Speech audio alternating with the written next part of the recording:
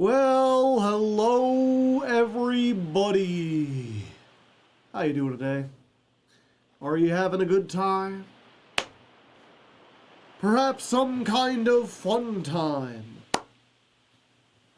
Today we're going to have, well, I think it'll be a good time.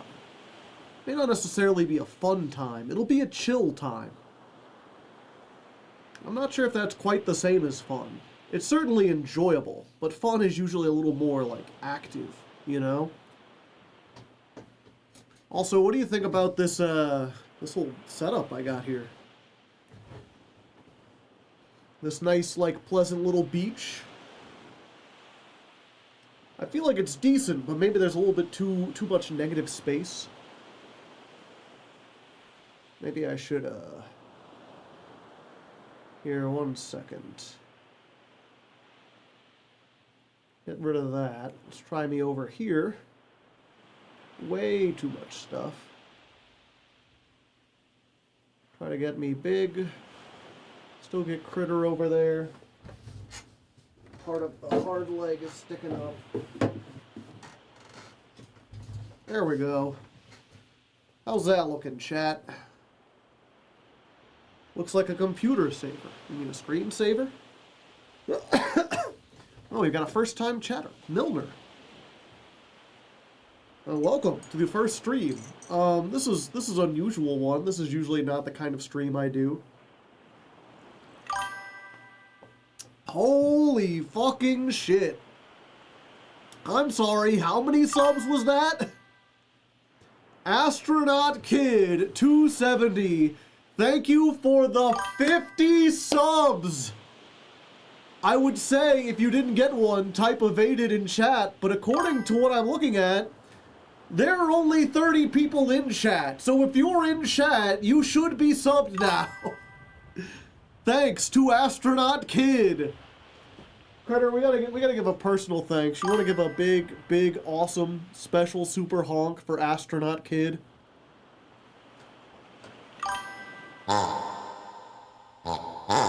Ooh. Very fancy indeed.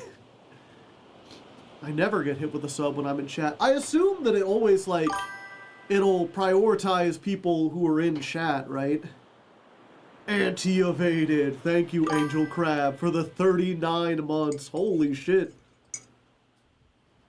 Thank you, Astronaut Kid. That is a big subscription. I don't know what I did to earn that much. Especially when I'm just here chilling, but, you know, I appreciate it. That's incredibly generous of you.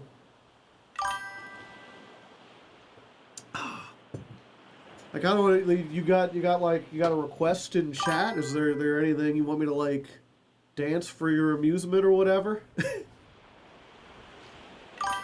I get random emails confirming I got gifted. Neat. Yeah, I know, you can gift subs to people who aren't necessarily here. But, I assume that, like, you know, if there were less than 50 people in chat and you gifted 50 subs, it would give it to everyone in chat. And then go to extra ones. Evaded, like a small boulder the size of a large boulder. But yeah, we're having a nice chill time today. I guess for the people who aren't on the Patreon or didn't read the update, or just haven't been watching as well, I need to stop qualifying things. I should just start talking and be like, this is for whoever. You know who you are. But, so, last Friday, I didn't stream because I went on a little vacation. I drove down to Chattanooga, which I think is part of Tennessee, but it's like on the border with Tennessee and Georgia, to meet with some online friends that I've known for years. They were traveling up from Florida, and I was like, I'll travel down near Florida to go say hi, and also I wanted to visit Rock City, which was a cool, like, touristy place that I'd read about but never actually visited. So I did that, and meeting my friends, very nice time. Rock City itself, pretty cool. My only regret is that I didn't get to see as much of it as I would like, and that's because, even though I just got over having a cold, I started getting sick again as I drove down there. And I was so convinced, I was like, there's no way I'm getting sick again. I must just have allergies or something. Why is my nose so stuffy and runny all the time? And then by day 3, it was obvious that I had some kind of, like, sinus infection. Which I am still getting over.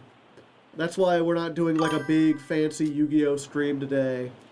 Because I think part of the reason that maybe I got a sinus infection so soon after getting a cold is because I never properly recovered from the cold, you know? I decided to work through it and do streaming and editing full time. So now we're just having a nice, like, chill, relaxing halftime stream. Just to relax and make sure I'm, like, fully recovered from this. Or car AC is cursed. Could be that as well. Art Mage 1, no. Speedroid 1. Cat is Nuga. It's in Tennessee, yeah. I didn't get a picture of it, but I did get to see the Chattanooga Choo Choo. From the song and everything. Pardon me, boy. Is that a Chattanooga Choo Choo? Track 29. You got me feeling divine.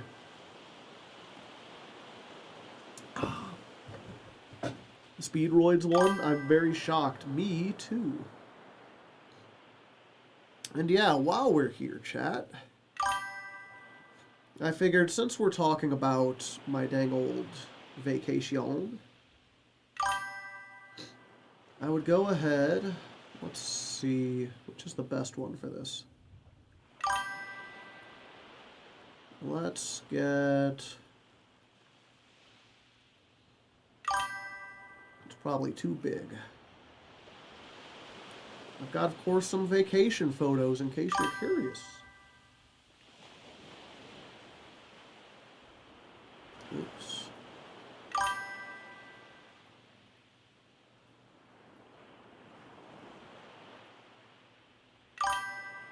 Why can't I grab the one window that I want? There we go. Guess I do have to make these bigger. But yeah, there you can see, this is the top of Rock City. So Rock City's an interesting place. It's, I had talked about this a little bit before I left. Nice picture, yeah. But it's basically on the top of like a mountain. I think before someone described it as like, oh, it's a mountain and otherwise flat plains. It's not. It's a mountain surrounded by other mountains. It's just so incredibly steep and tall compared to the mountains around it that by comparison, this looks like flat plains. Like, it's not. This is all mountains and hills and shit. But from up here, you can see for, like, forever. It's like, insane how far you can see from this perspective. And they talked about, like, yeah, there was a tribe of Native Americans that lived up there. And then after the Americans moved in, the government was like, we need to build a fort up here because you can see fucking everything. No one will ever sneak up on you if you have a fort on Rock City. Or what's the... I forget what the actual name... I think it's called Lookout Point or something. Lookout Mountain. Just because, yeah, you're up there. And so it was this huge place. I believe there was a Civil War battle fought up there, which is kind of crazy, considering how incredibly steep it is all over. And then after the mountain, after the Civil War, they just kind of sold the land to, like, private individuals. And in classic Americana fashion, some rich person bought it and then was just like, I feel compelled to build things up here. And they just started building shit. And they built so much shit that their friends were like, you should charge people to come visit. And so they did, and then eventually they died, and they left it, and that people built a company around it, and they just kept building onto it. But yeah, at least from this point, it's you're right on the corner of Tennessee and Georgia, and apparently you can see 5 different states from up here. Them grapes be wrathin', yeah, trying to summon the Kraken. Well, I was with 2 other friends, and my one friend would not come out onto this part of it. He was like, I'm not great with heights. And even my other friend was like, I'll get here to take the picture, but that was as close as she would get. Yeah, there's just another image you could see just way out over the hinterlands. And you could just see, like, these are like 2-story houses. They're so tiny from up here. I believe this is like Chattanooga over here. Is the streamer quieter than usual? I might be a little quieter. Yeah. It was funny because I had one friend who wasn't good with heights, and the other friend wasn't good with tight spaces. Which is unfortunate because that was like half of what this is. This person, you can see like the ground, they like went in and they have built a pathway out of rocks. But, you know, they call it Rock City. It really is just carved into a giant like rock that's on top of this mountain. And there are paths that go over and under. They just like wind through. It's like a big like garden. And they've got all sorts of plants taken from like the 5 states that border it. They've just put like all sorts of different kinds of plants everywhere. And like parts of it are like shaky ass, like swingy bridges. And parts of it are like, you gotta squeeze through these rocks. I believe this was actually called Fat Man Squeeze. And there's parts where you go through and it's like, yeah, you just kind of have to like shimmy sideways and rub your chest up against the rocks to get through. It was not designed for, like, it wasn't designed as like a tourist spot. It was really just designed as like, this person thought it would be cool. And they've like tried to turn it into a tourist spot after the fact. Yeah, so it's weird. So part of it's like, I think I mentioned before, it's this interesting combination of natural wonder of seeing all these different like caves and rock formations on top of a mountain, human ingenuity, the fact that they built all these different walkways and everything, and then like niche like tourist spot, because then they decided that the big theme of this, like back in the 60s, would be that it was a fairy tale gnome place. And so there are garden gnomes hidden throughout the Rock City. And part of the appeal is, like, as you're going around, you're supposed to see if you can spot all the hidden garden gnomes everywhere.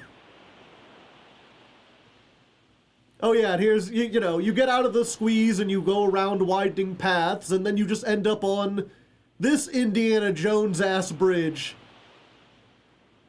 which neither of my friends would go on. This is just like over a gorge and you walk under it earlier. Noam Chomsky? Yeah. It is very long. And, you know, I was like, oh, you know, this is... It's got... You can see the sides are like... They've got metal, you know, they've got wireframes and stuff around it. Whoa. Trying to zoom in at the right spot. I was like, this is like sturdy, but as soon as you start walking on it, that thing starts like... Like, I'm walking on it, I'm like, you know, my one friends are like, nope, we're gonna go around, because there is another bridge that's made of stone that you can go over. I'm like, no, we're gonna take the other bridge. I was like, it's fine, and then I start walking, and I'm like, oh wow, this is, this is wobblier than I expected. It's very neat, though. And here's, Lover's Leap, as they call it. This is where I was standing earlier. You wonder, like, why wouldn't people go on? There's, like, this rock thing just juts out from everything else.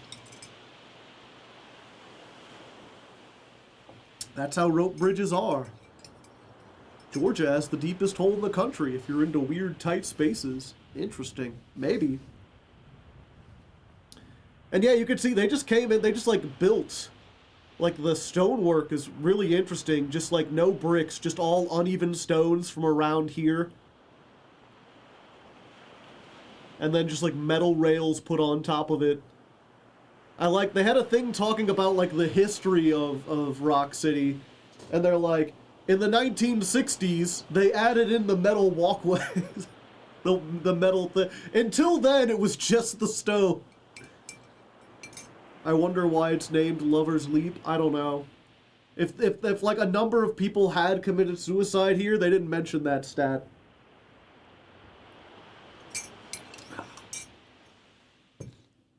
What else? Oh yeah. Just another example of like, this was the stone bridge, the alternative one you can go to. And yeah, you'd be like walking, and again, it's just this winding maze-like path. You're just going through someone's garden.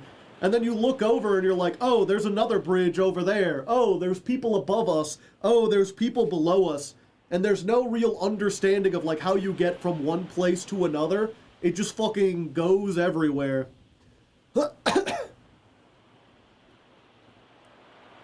The art installation, so you continue a streak of visiting cities that aren't cities. Yeah, I'd be up for that. Yeah, and then part of it goes into the, like, they go into the rock. They're like, you know what, let's just dig a tunnel. And then inside, oh, well, here's the tourist spot. Welcome to the Rock City Gnomes. Which, speaking of which, chat, I should introduce you to Grumble Punch, my very own Rock City Gnome, who will be joining Critter back here. At least for a little bit. You can ride on top of Critter. Hopefully that's not too heavy. Okay, well Critter, you're just gonna have to... There we go. Critter can ride up here. Why is Joe flipped? To make more room for the pictures. And there's Grumble Punch. Because I had to get my own gnome. But yeah, you go into the caves and you're like, what is in here? And it turns out it's fairy tale land. People spent time setting up gnomes and building little sets and like dioramas into the rocks. And it's really, you know, it's one of the things, like, we started taking some pictures because I was like, we gotta show people, and then I realized that pictures can't really capture what the fuck you're looking at, right? Because it's hard to understand that, like, you are walking through a carved out cave inside of a mountain, and then, like, there's just a hole in the wall, and you look in and you see this, and like, you have to understand that this statue or whatever is like 4 feet tall. Like, this is like fucking huge. It's like a diorama that takes up an entire room. And it's kind of done with like weird perspective a little bit, but I feel like they didn't have a complete grasp on it.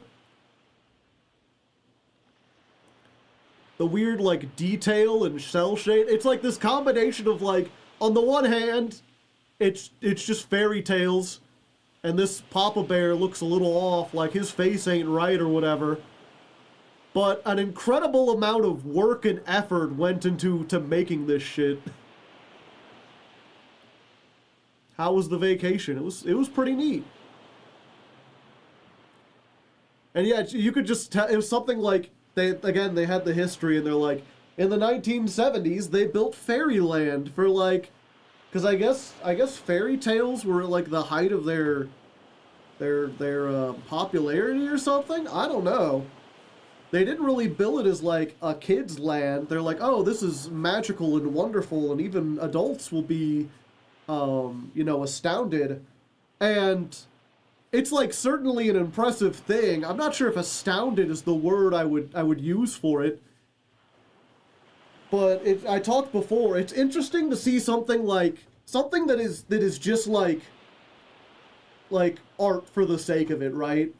Like no one was sitting there in like a boardroom talking about like, what will drive viewers or what will drive people to come visit our attraction? What can we do that has the widest appeal? Like, someone just really wanted to like make visual depictions of fairy tales, so they did, and they decided to put it in a cavern in a dank cave. I guess that was the one thing we were talking about. Where like, if this was made for kids, they did not consider like the safety of it at all, because you go into a crack into a cave, and then you have to go down a bunch of narrow, uneven, handmade stairs, that are like way too shallow, and also it had rained the night before, and this was clearly not built with any kind of like real drainage involved, so like water is leaking from the ceilings and everything's really slippery. Like, it is a dangerous, like if a kid went running down there, they would fall and eat shit and run, like tumble down sharp, jagged stone stairways into a cave. And yet, that's what you have to get to see the fairy tales. Did your girlfriend enjoy the trip? I don't have a girlfriend. I went to see my friend, and he brought his girlfriend, and she thought it was pretty neat. He thought it was pretty neat as well, although they were both kind of scared to walk on the scary bridge, and to go in the tight squeeze, and to stand on the top of the mountain. Oh, is Eros here too? How was the vacation? It was pretty neat. I was just talking about all the different things. How was the long-ass drive alone? It wasn't as bad as I expected. Hey, what happened to my... Where'd it go? Is it this one? Oh, there we go. Okay.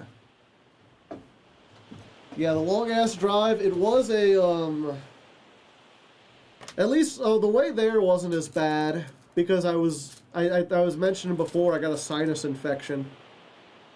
So the way there wasn't as bad because I was just a little sniffly, but by the time I was driving home, I had like a massive headache, and also I was going on like 3 hours of restless sleep,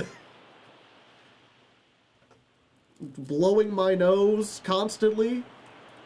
It wasn't great, but the passing the time wasn't as bad because I got an audiobook. And I've never liked audiobooks before, but they work really well if you're driving, I found. Oh god, that's awful, yeah.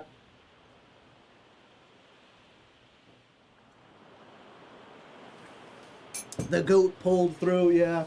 And there's a little, get a little bit about health stuff, but I find people like hearing about other people's health stuff. It makes them feel better about their own or whatever. Give me 1 second. Because the thing about a sinus infection is they're usually not like mostly what it is like having a runny, stuffy nose, right? And that's not too bad. But the thing about me is I have a sleep apnea, which if you don't know is a thing like when you sleep, you don't breathe as deeply as you should. Your body stops breathing correctly. And as a result, you will often wake up in the middle of the night because you're unable to breathe. Your heart will be like rapidly beating, and you'll have to take like some gasping breaths, and then you can fall back to sleep or whatever. But it's really hard to get any kind of restful sleep with sleep apnea. So what I use for that, I have a machine called a CPAP machine, and basically what it does is it sends oxygen through a tube into one of these little face mask things. And this part goes around my nose, and it just like shoots oxygen into my nose. So that way, like, if I don't take a deep enough, like, it kind of forces you to take a deep breath, right? Like, as soon as you start breathing in, then it, like, makes sure you take a full-ass breath. I've only seen those things for my 600-pound life, yeah. It sounds awful. It's really, I've heard a lot of people have a lot of trouble getting used to CPAP therapy, but I really got used to this really quickly. I'm not sure if it was just because I went for like years without proper sleep beforehand, but it only took me like 2 days to get used to sleeping with this, and now I don't find it uncomfortable at all. The only thing that's kind of annoying about it is that like if I go on a vacation like this, I have to haul the whole ass CPAP machine. You have to bring your CPAP everywhere? Yeah. It's not big though. It's what was it? It's plugged in right now.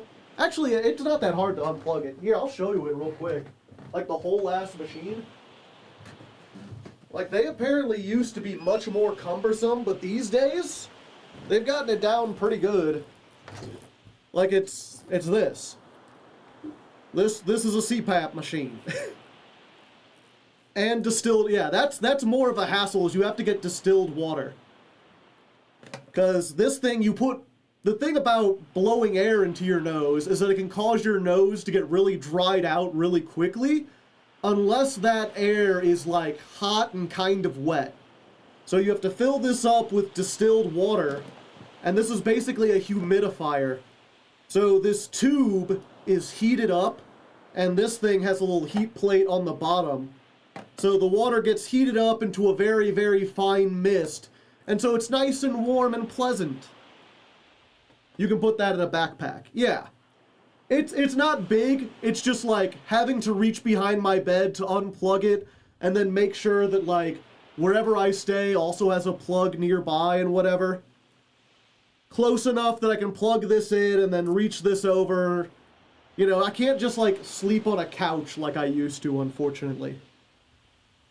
But it's really not that, like, you can bundle it up. I've got like a little like suitcase essentially that stores this. And then I just have to either buy distilled water or grab some while I'm wherever I'm at. You can't use like sink water though, because it has impurities and then it'll get into the electronics. And it can also like have mold build up. You don't want mildew or whatever. You do have to clean this once a week, which only takes like 10 minutes, but it's, you know, it's like anything. It's not that big of a deal, but it is like something to get a little bit used to.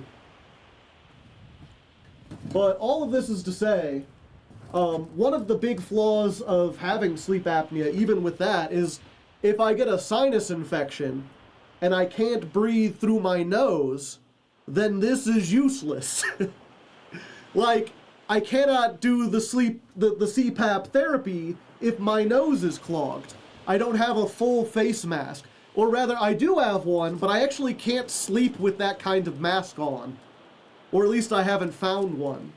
So the reason my sickness was exacerbated over this trip was that I'm already trying to sleep in a frankly not great hotel room without proper like back support or whatever, and then also I can't breathe. And so like I can't breathe, I can't sleep really well, and as a result the illness isn't like healing itself or anything. So it just got worse and worse while I was there, where it was like the first night I got maybe 6 hours of sleep, the second night I got maybe 4, and then by the third night it was like on and off, maybe 3 hours, and then I had to drive home. And it wasn't until I got home that like I was just telling people I'm probably not gonna stream today, because yes, when I got home on Sunday I was like completely out of it. And I put a couple notes in, and then I slept for like, oh wait, today's Tuesday. Yeah, that just goes to, Sunday I came home, sent a few messages, and then went to sleep for like 12 hours. And then Monday I did like a little bit of work and mostly just slept. And today I'm feeling much better. I'm still not 100%, but I'm doing much better. Always keep an extension cord in the suitcase. Yeah, I guess I could. Still have a sinus infection? Yeah, I think so. Because I do still have a little bit like... You could hear that.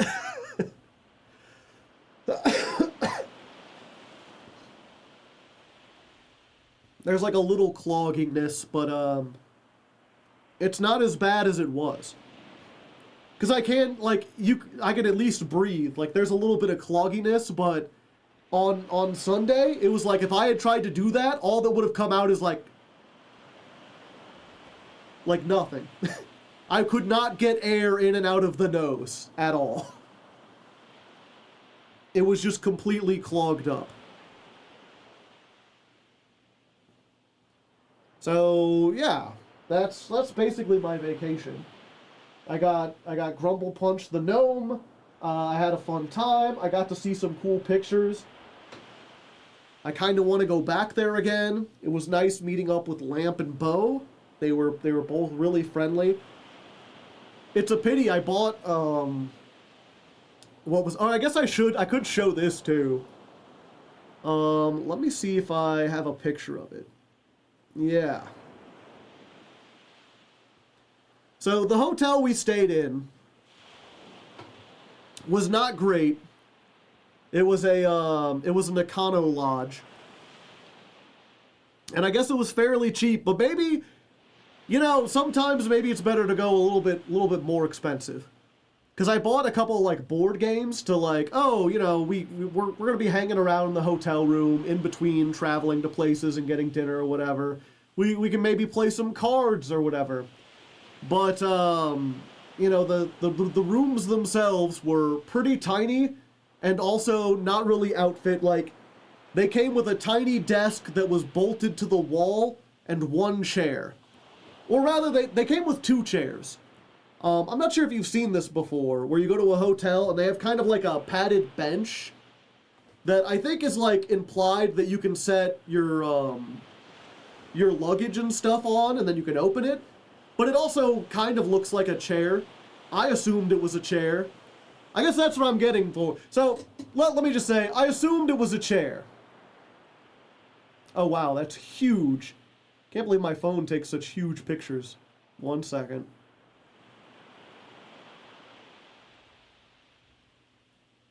Okay, so I assumed it was a chair. And either it wasn't a chair or it's a very shitty chair. Sounds like a really awful cheap hotel, yeah. Because I sat on that for all of 5 minutes and then it just cracked in half. And I'm like, I'm a big guy, I'm like 6'1", I'm like almost 300 pounds. But I feel like if this wasn't intended to be sat on, if it couldn't hold like a reasonably girthy gentleman on it, you should probably put a sign or something. That thing is made of balsa wood. Yeah, it does look as though it's made of balsa wood. It just got bent from an elephant sitting on it. It makes particle board look sturdy. Yeah, this like part in the center just like cracked out. No back legs on that chair. Just the four in the center. Yeah, so my already cramped room then had even less room in it. And, what the hell's up with that chair? At least you recognize it as a chair. That was, we broke that on the very first night we were there, and then we just didn't want to tell the people because we weren't sure how they were going to react. And then, fortunately or unfortunately, I don't know, maybe I'm just being paranoid, maybe I just assume the worst from people who run hotels. It's probably some designer piece. You left without... No, I told them. I told them on the final day. I didn't bother to get it, like, replaced or whatever, or ask for, like, another chair. We just didn't play any board games. And yeah, it's also worth... I guess it's also worth mentioning the room had a ladybug problem. There always seemed to be 2 or 3 ladybugs crawling on the ceiling.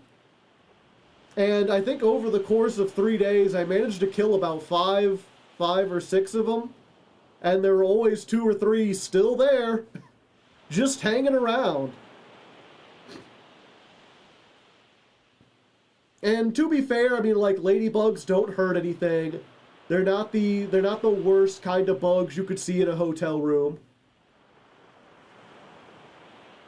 And to be extra charitable, like, I do almost everything I can as far as having exterminators come and make sure my house is, like, tied away from bugs. And ladybugs still get in this room. I have to kill them every once in a while. Why are you killing ladybugs? They're nice. Because I don't like bugs in my living spaces.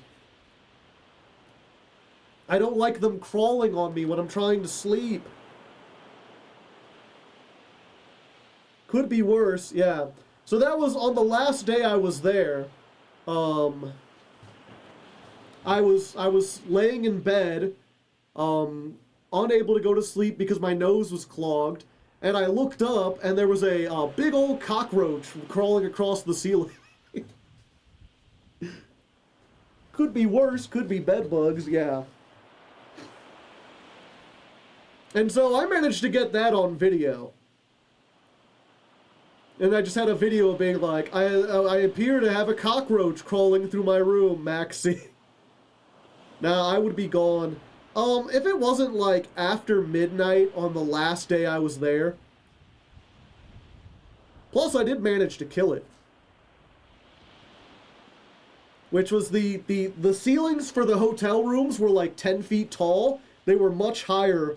So I had to get like, I got a towel from the bathroom and I rolled it up and got the end kind of wet and then just kind of like practiced a little bit and then went over and like whack, hit it off the ceiling and then crushed it down on the floor.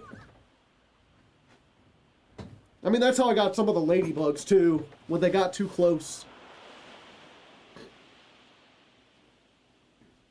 So I killed it. Fucking based. Like the gym locker rooms, exactly. We're hazing the cockroaches.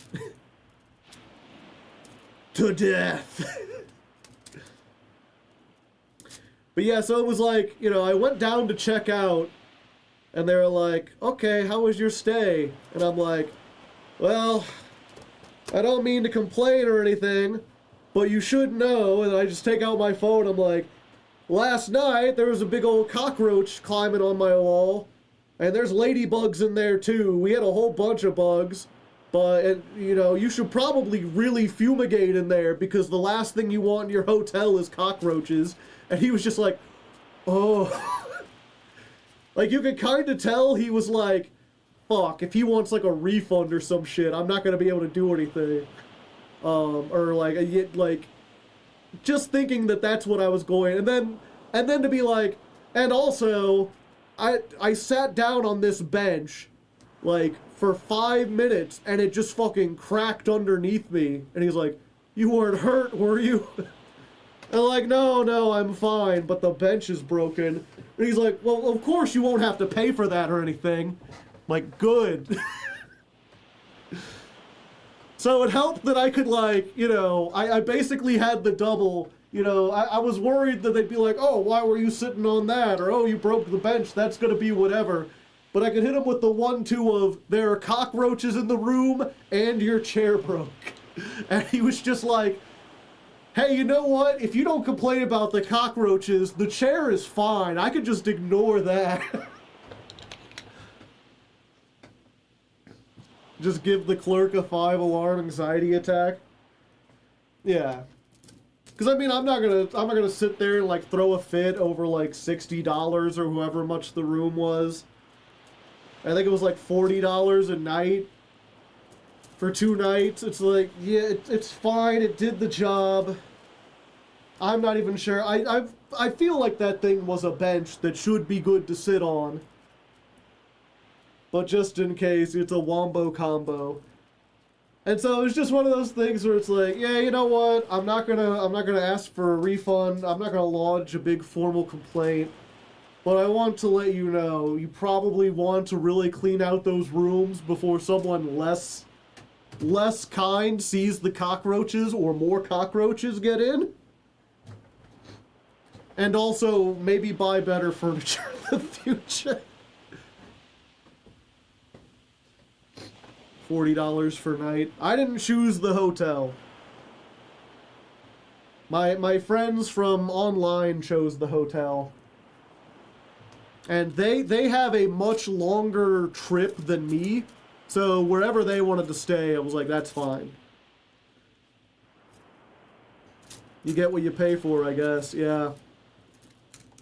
It was right next to a McDonald's, too. And the first thing I got there, and Lamp and Bo were like, don't go to that McDonald's, by the way. He's like, I've struggled to think of, like, worse service I've gotten at a McDonald's. Which should tell you something.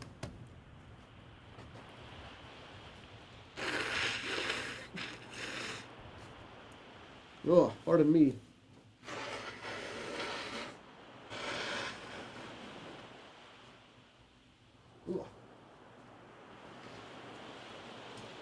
As for food, someone did ask about that. We didn't go anywhere super special. Cursed.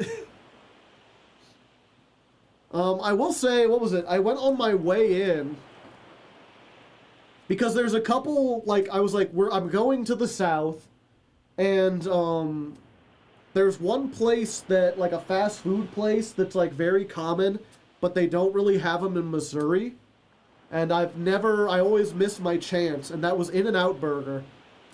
Everyone says In-N-Out Burger is, like, really good, and I'd never been there before. So I charted on my way in, there's a little place called Murfreesboro, or maybe it's Murfreesboro? Murfreesboro? But it sounded like Murfreesboro, Tennessee, and they had an In-N-Out Burger. And I was like, okay, I'll go there. Did you go to In-N-Out? No, unfortunately. I arrived there on a Friday night, and they were literally, like, cars in the drive-thru going around to the street, and then, like, leading out onto the street. The parking lot was completely full. There were people outside waiting to get in. And I was like, I got places to be. I didn't think this place was, like, that popular, but holy shit. To be fair, they were right next to a Raising Cane's, and that place had almost as much traffic. Their drive-thru wasn't going out onto the street, but it was wrapped around the building. Ah, the In-N-Out experience. So I was like, fuck, I really wanted to try that. But as I parked in a neighboring parking lot, I looked on, like, the map, like, what other places are around here, and there was a Whataburger. And I was like, well, I haven't been to Whataburger before. They don't have those in Missouri either. Those are, like, a major brand. And I went over there, they were a ghost town. There's no one at the Whataburger. Everyone was in the In-N-Out Burger. I was like, well, this doesn't bode well. So I got a Whataburger, and it was all right. It's pretty good. Their fries, I would say are probably, like, not as good as McDonald's fries, but maybe a little better than Burger King fries. You know, they're on the upper side of good, but they're nothing special. And their burgers are just burgers. Maybe it's because I had a stuffed nose or whatever, but I didn't taste. They weren't especially thick or especially juicy or especially big. I got mine with bacon, and it was just classic, like, microwave fast food bacon like you'd find in most places. I was like, okay, so I'm really not missing out on anything in Whataburger. I also, as far as their menu was concerned, it seemed like it was the same old, you know, they had a couple different burgers. They had, like, a mushroom and Swiss burger. They had, like, a chicken sandwich. Nothing great. We only have McDonald's and BK and our only American burger chains here in Finland. Ah. And they're like, completely different in Finland. And anytime you go outside the United States, a lot of the, like, United States fast food chains use completely different recipes and completely different, like, menus. Does KFC count as a burger joint? It's like a fast food joint.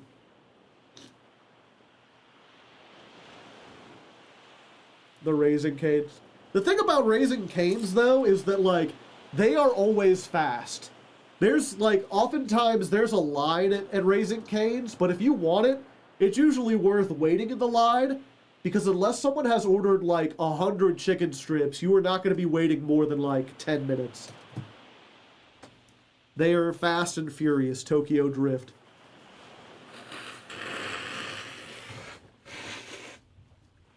Ugh. Talking too much, I guess.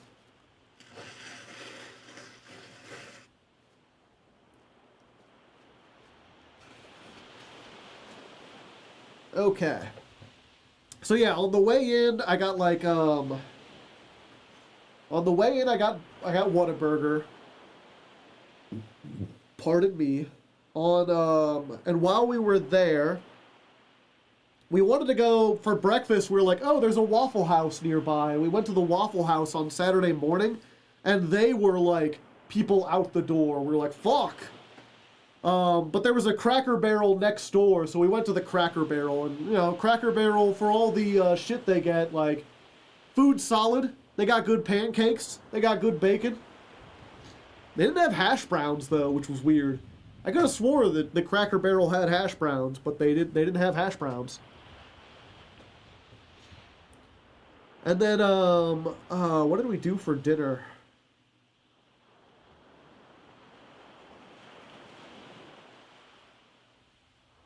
I'm trying to remember. Oh, yeah. No hash browns. False idol. False idol. Oh, yeah. What was it called? 1 second.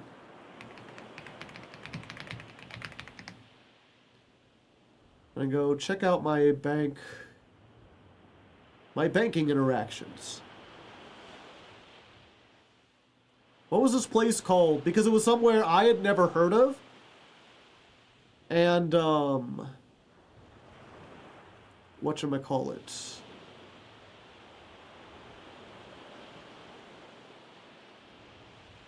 What the heck is that?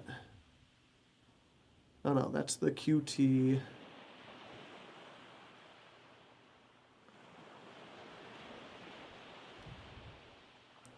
Wait, did they not charge me for that?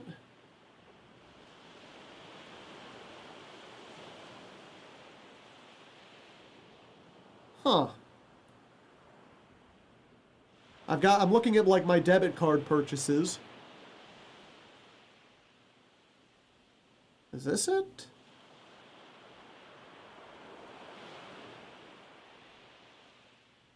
One second. Yeah, it's at an eating places and restaurant, but it just has like an address.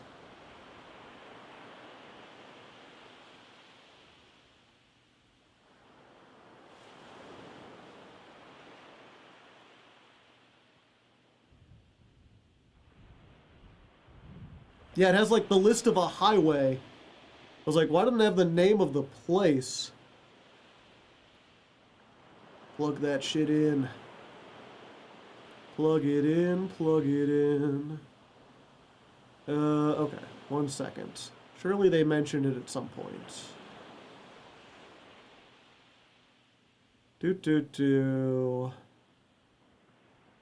Oh, there's the pictures. There's the gnome.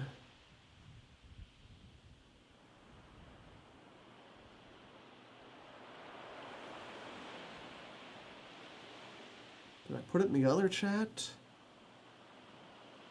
You need to remember what you spent, and it says some random place. Yeah. Ah, there it is. Logan's Roadhouse. I'm curious if anyone in chat has ever heard of Logan's Roadhouse. Because, like, Bo was like, oh, I really want to go there. And I was like, okay. Nice, like, local flavor. Roadhouse kick. First time for me. Yeah. Apparently, it's... it's like a franchise. So, like, there's more than one. And they're, like, down in Florida and Georgia and I guess up in Tennessee. Yeah, it's okay. It's basically... like a Texas Roadhouse kind of place. Where it's like kind of a steakhouse, but also they have burgers and chicken and shrimp and stuff. And it's like a sit-down restaurant where you can get served, but it's not like somewhere you can expect to spend like $50 on a meal. Like they have specials and stuff, so you can go in there for lunch and get something fairly cheap. And they're apparently known for their rolls. The rolls you get like before dinner or whatever. They have all these specials that are like, if you get this, we will give you a bunch of extra rolls. You've been served. I will say, their rolls were pretty fire.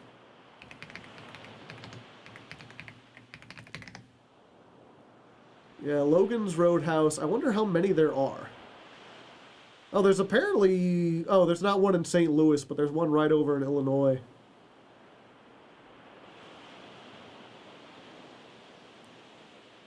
Let's see what the Wikipedia has to say. There are 135 Logan's Roadhouse locations between 22 states. It uses retro-style decorations. They have locality-inspired decor.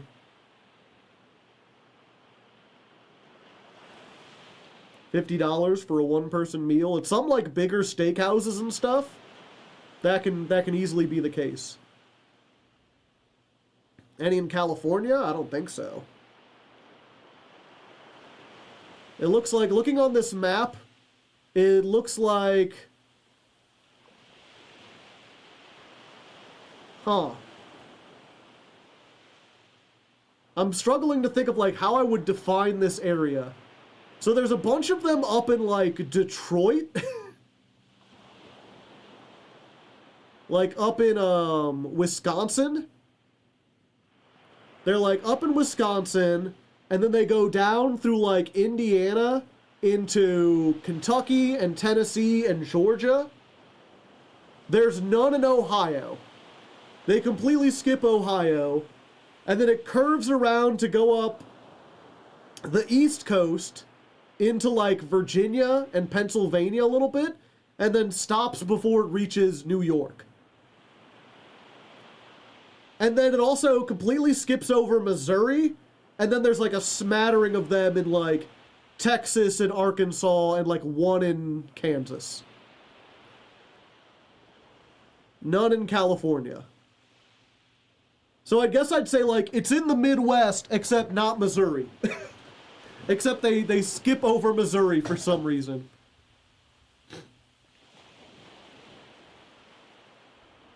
The one thing that struck me, though, because Bo wanted to go there, and she was like, oh, I love their chicken strips. And I was like, I've been to a steakhouse that, like, has served chicken strips, you know? Or not even, like, just like any sit-down restaurant where the focus isn't chicken especially. If they have chicken strips, they're usually, like, processed, frozen chicken strips like you would get in the store, and they just fry them up. They're nothing special. They're not hand-breaded. They don't have, like, any herbs and spices or whatever. It's mostly there to, like, serve to kids and picky eaters or whatever.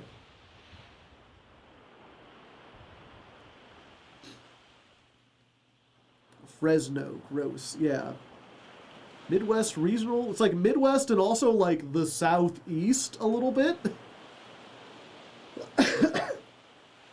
Midwest into Southeast. There's one in Joplin. Interesting.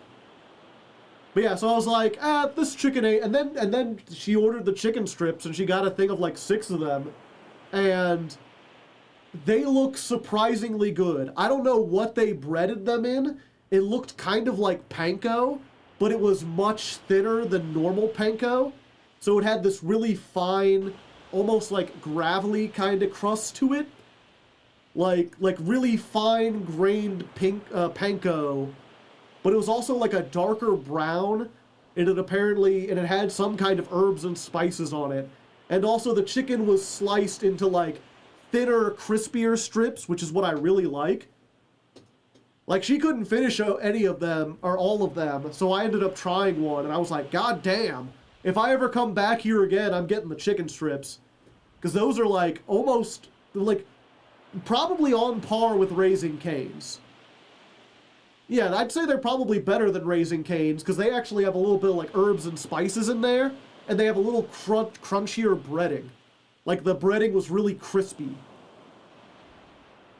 Chili's has some pretty solid chicken strips. I don't think I've ever had Chili's before. I know that Applebee's has shitty chicken strips. I know that Olive Garden has shitty chicken strips. Texas Roadhouse has shitty chicken strips. Cane's has almost nothing in the chicken. Yeah, the thing about Cane's is that like they don't have any like herbs and spices really, except for just like a little bit of salt. But everything is like hand breaded and it's real chicken. And that's what Logan's Roadhouse, like, it was clear that this was, like, they had chicken breasts, and a guy actually, like, dipped them in flour, and then dipped them in egg, and then rolled them in a mix of panko and stuff, and then fried them right there.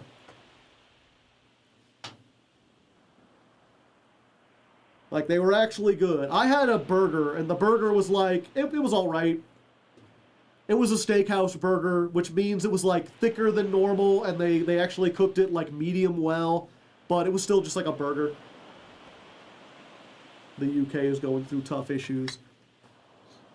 Yeah, and then on the way back, because I had so many burgers over the last like couple days, I just had Cane's.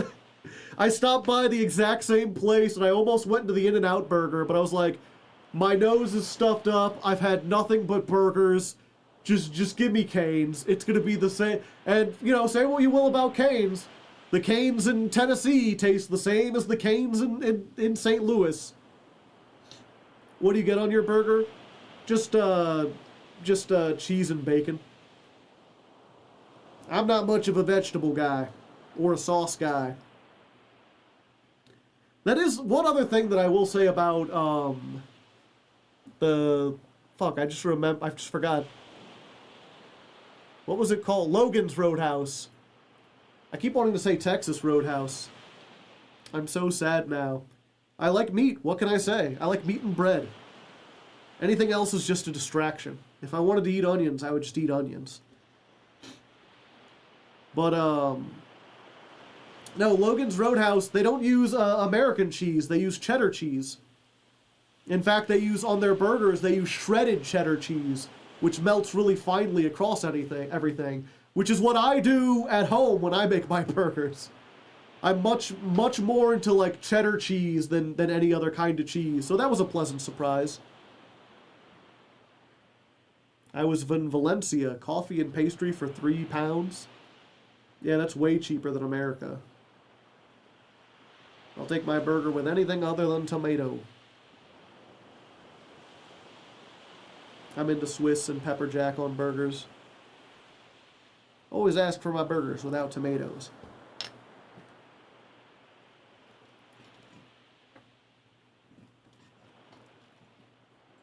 That's Euro, not pound. Okay, give me a moment. My water is out.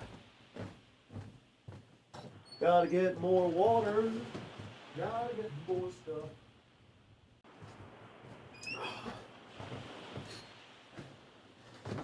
And I will say one final thing about the vacation. Melted between two patties. Ah, delicious. But, yeah, one thing I like, because I've been going on more road trips as I get older, and I really enjoy seeing different parts of the country, just traveling along the road, you know, going through the highway. It really is interesting to see, just based on like how the roads are constructed and how the towns are constructed.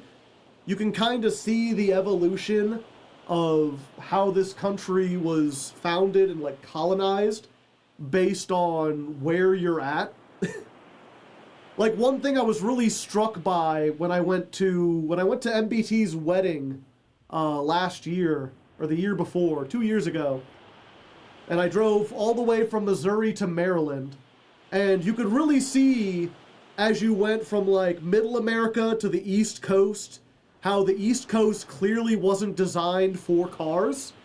Like, a lot of the places that we drove through, it was very clear that like the city existed at a time before cars were ubiquitous, and then they had... There's my neighbor with his loudest truck. It was before cars were ubiquitous, and then they had sort of like added in everything. East Coast is walkable at least. I haven't, or yeah. There's a lot more walkability in the East Coast. I mean, that's the thing, is like you go into these towns and you go to these places, like I was in places in Maryland where it was like, you know, there's all these one-way streets because the streets are really narrow and there's not really a whole lot of parking or whatever. But there's people on bikes and people walking everywhere, and it's very clear that, like, yeah, you don't drive to the store here, you walk to the store here. I have no idea you went to MBT's wedding. Yeah. He invited me, and I was at an adventurous point in my life, so I was like, yeah, let's do it. My way or the highway. It also, it's just interesting to see, like, the thing about Missouri, right? Like, I'm in St. Louis, or I'm near St. Louis. St. Louis is, like, the biggest city in Missouri. It's right on the river. It's this sprawling metropolis. And the thing is, if you drive on the highway from Missouri and you go west, like, you basically go through a whole bunch of rings of suburbs for miles. Like, you can drive for an hour, several hours, and still be in, like, pretty well settled land. You know, it takes a long while if you start in St. Louis before you get to, like, an empty highway, like where you're just like driving through wilderness. That does exist. There's still huge swaths of Missouri that are just like just forests for as far as the eye can see. There's mountains and hills and huge lakes and everything like that. But at least for like within 100 miles of St. Louis, it's just concentric rings of like cities and towns that are all built around the highway where everything kind of points back towards St. Louis.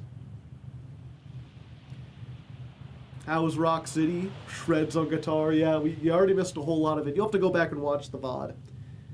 And what was interesting, especially going to Maryland, was like, you go through Ohio, and it's like, despite one of the states that was like settled really early on, there's still a whole lot of wilderness in Ohio. And like we'd be driving through the woods, there'd be huge trees, like a forest on either side of the highway, and then we'd come up to a bridge, and on the other side of the bridge is just Cincinnati. Like, just on the other side of the river, there's just this huge ass city. And the thing is, I think it's Cincinnati. It's like, there's a river, and then on the other side of the river, there's this city, and the city is like 3 or 4 miles wide, and then there's like mountains, like really tall mountains. And you can see the highway just like goes, like, the highway is like on stilts over the city, and there's just all these bridges to go down into the, or not bridges, but like off-ramps. And then you can just look ahead and you see that they've just carved a tunnel into the mountains where the highway goes out. And so you go into Cincinnati and it's like this long strip along the river. And then you go through the mountain and you're back in the woods again. It's like, as far as I can tell driving through it, there are no suburbs of Cincinnati. There are no like concentric rings of gradually less developed land.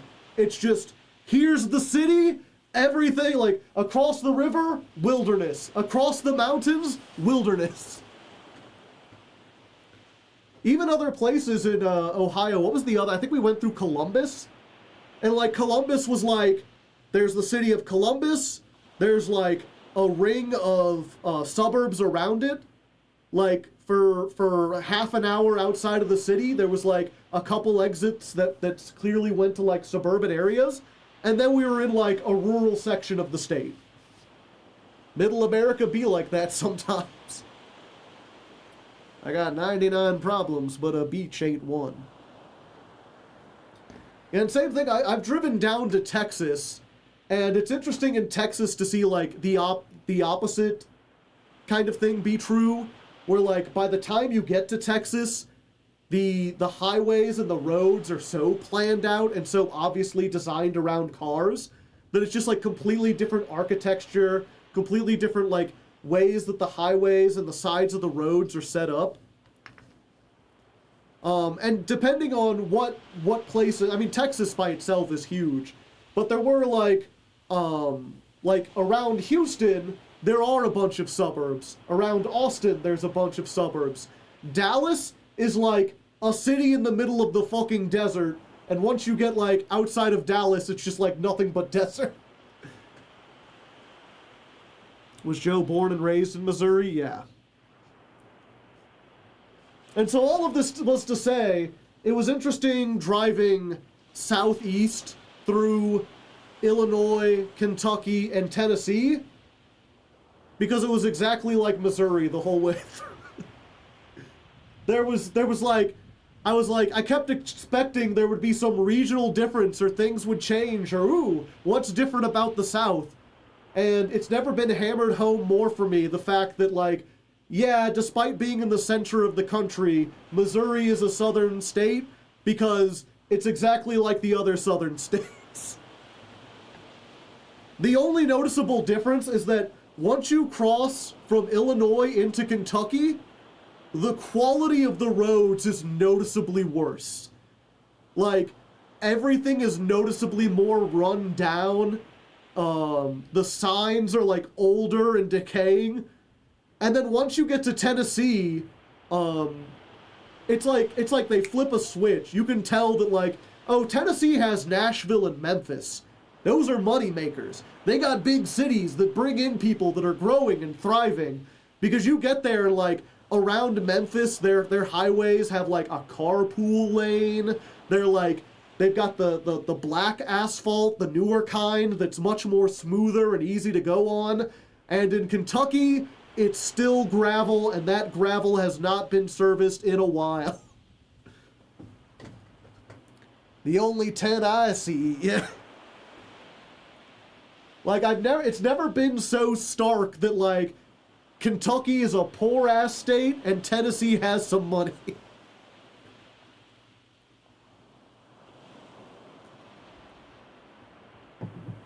And Missouri, kind of in between, if I'm being completely honest. Like, I talk shit about Kentucky, because we are better than Kentucky, but not by a lot. And St. Louis is no Memphis. Memphis is pretty nice, at least from when I drove through it. I hear that it has, like, one of the highest crime rates in the United States. So, you know, I didn't stop there, but it was nice to drive on the highway over it. Most of America just be slowly decaying into dust. I live in a small town and I feel that dustification. The interesting thing about my area in particular is that St. Louis slowly crumbling into dust. But there is another city in Missouri that's like, it's like 40 minutes from St. Louis and it's called St. Charles. And St. Charles is like, I think like 15, 20 years ago, the only thing it was notable for is that it had 2 casinos in it. And then most of it was like undeveloped. And a bunch of companies came in and they've just been developing it with a whole lot of new suburban towns that have like modern designs. And a lot of people have been leaving the St. Louis area and going to live in the St. Charles area. And so there's this really huge divide between like a lot of the people that I grew up with didn't move out of Missouri, but they left St. Louis County and they live in St. Charles County. And St. Charles County is like, they're building new events and new places to hang out, and they've got new interesting restaurants. What's it called? I just saw a news story about it where they're like, they just built what's called a chicken pickle. And a chicken pickle is like, it's a restaurant / chicken or pickleball court. It's like this huge complex that serves fried chicken and then also has like a series of outdoor and indoor pickleball courts. So you're supposed to go there and eat something like greasy, but then work off all the calories by doing sports. Are all the Missouri cities saints? No, but there are a lot of them. Chicken pickle sounds foul. Wait, I've seen those in Vegas. Yeah. It's like this new, like, it strikes me as like a very hipsterish kind of thing. But it's also something that, like, you can only build in a developing area where you know there's a lot of young people and families with a whole bunch of money. And of course, around that, they're building like ice cream shops and fitness centers and all sorts. Like, that whole area is developing. So it's very interesting to be like, yeah, in St. Louis County, they're shutting down the mall. They're closing all these stores. There's like abandoned buildings. There was that huge tornado that tore through last year and destroyed a bunch of buildings and stuff. And a lot of those buildings are just like, they're not even bothering to fix them because they're like 100 years old anyway. And everyone's just like, fuck it, let's move to St. Charles. Gentrification in its finest. It's funny, I couldn't tell you who St. Louis is. Oh, 1 second.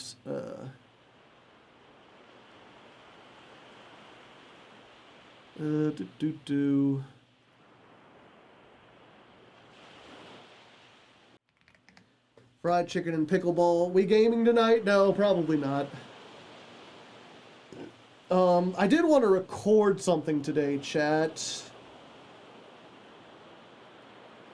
Because I did want to put out a video tomorrow. When I hear Lewis, I think of Lewis from Left 4 Dead. Pill's here.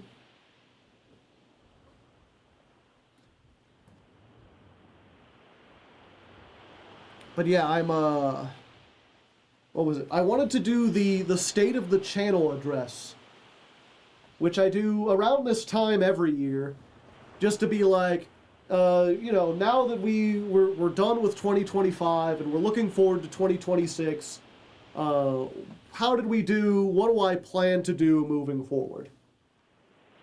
I feel like that'll be a good, interesting filler thing that I could put up on Wednesday and get some views and keep some of my attention. I can edit it really quick tonight, and it'll just fill time until we get the ladder climb done.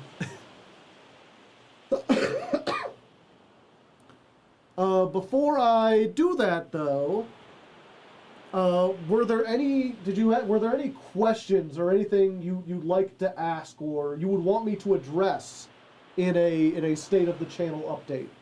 Or any other questions about my vacation before we completely swap topics?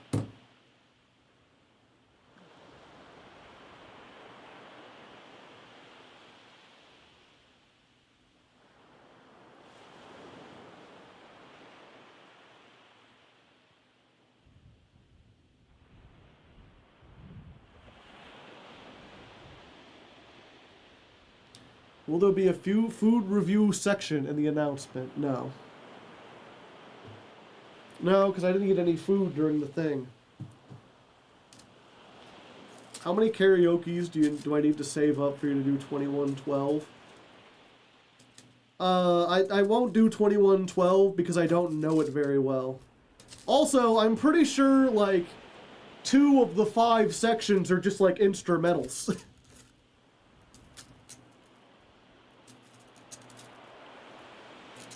What did Critter do on vacation? He chilled out here and got to enjoy the quietness.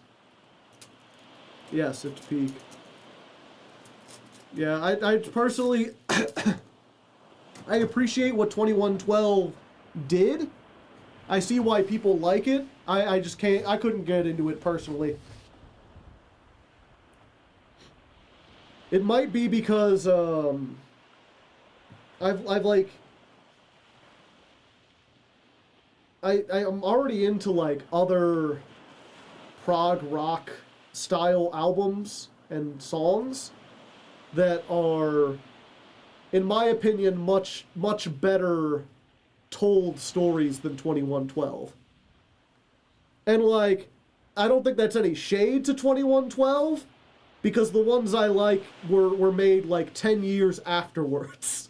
Like, they have a whole lot of hindsight to have made something like that. Do you enjoy Masochist? Yeah, Masochist is fine.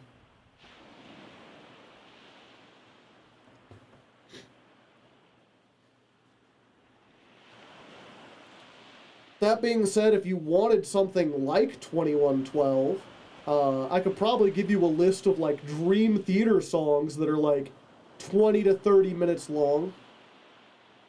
You think Ladder Climb has gone in a good direction in the past year, or do you regret trying to make it more competitive? I don't think I regret, because I think I had to try. And also, I'm still not 100% sure the reason why it didn't do as well was because I went more competitive. It might just be that, like, Master Duel in general is down.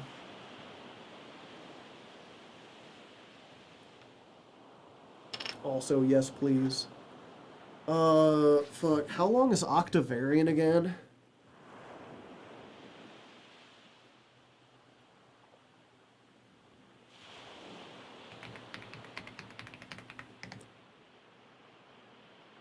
$24 minutes. Yeah, that's like on par with 2112. Octavarium karaoke. Do they have a karaoke for that? Yeah, someone made it.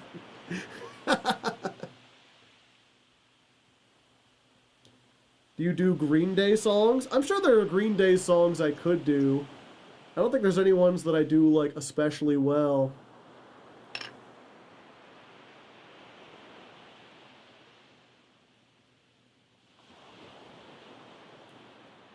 But yeah, I'm trying to think. Okay, so normally a karaoke would be what?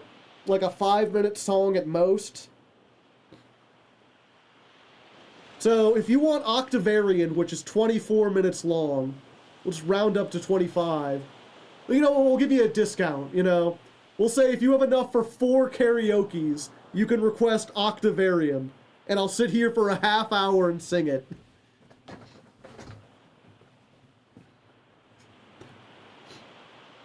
Can we get a hashtag word of the day for the ladder climb in the video comments? I mean, you could do one. I've almost got enough for 2.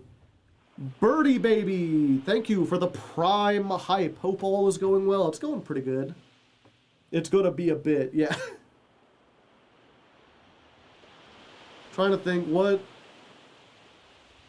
like, most of the Green Day songs I could do were like the slower ones, right? I could probably do like Wake Me Up When September Ends. Although that one's kind of a downer. I could, of course, do Time of Your Life, although that one's also kind of a downer. 21 Guns. I don't think I know, like, I only know the chorus of 21 Guns. Guns. 21 Guns. Jesus of Suburbia. I don't know that one as well. I hope you had the time of your life.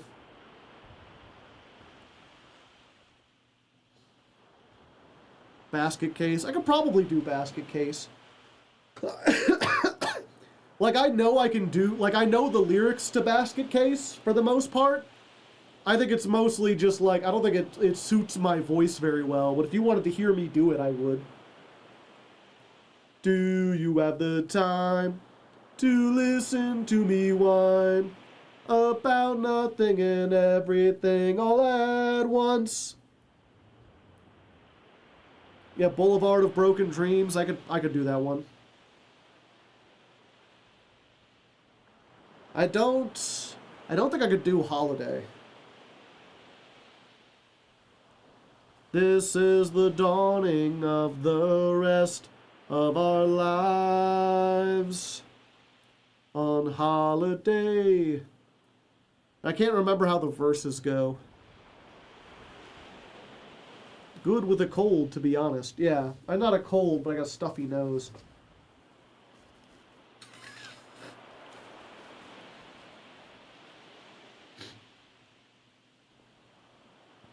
I'm trying to think. I feel like there should be another one. American Idiot. I never liked that song. I think I wouldn't do that one just because I don't like that song.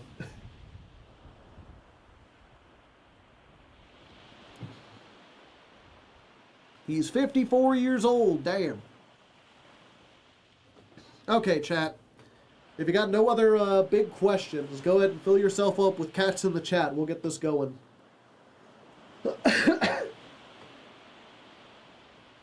What about Steely Dan? I don't think I know any Steely Dan.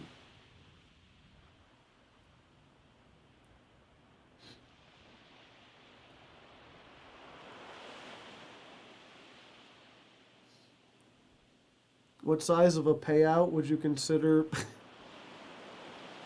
It'd have to be like millions of dollars, I think.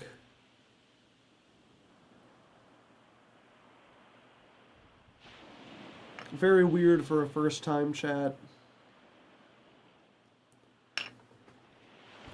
Have to be like generational money. Maybe even not then. Gotta say, I gotta admit, it's not something I'd thought about.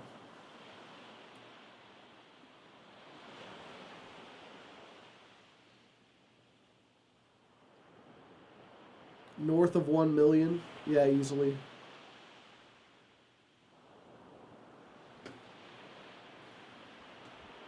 You going back, Jack, do it again. Yeah, I've heard that song. I'm trying to think. They also do like, you got you reeling in the years, stowing away the time. He does know some Steely Dan. Yeah.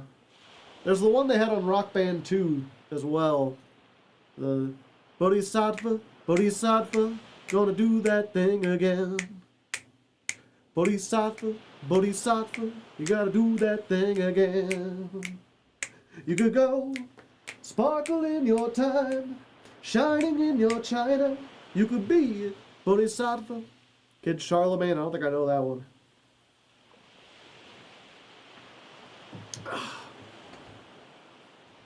Okay.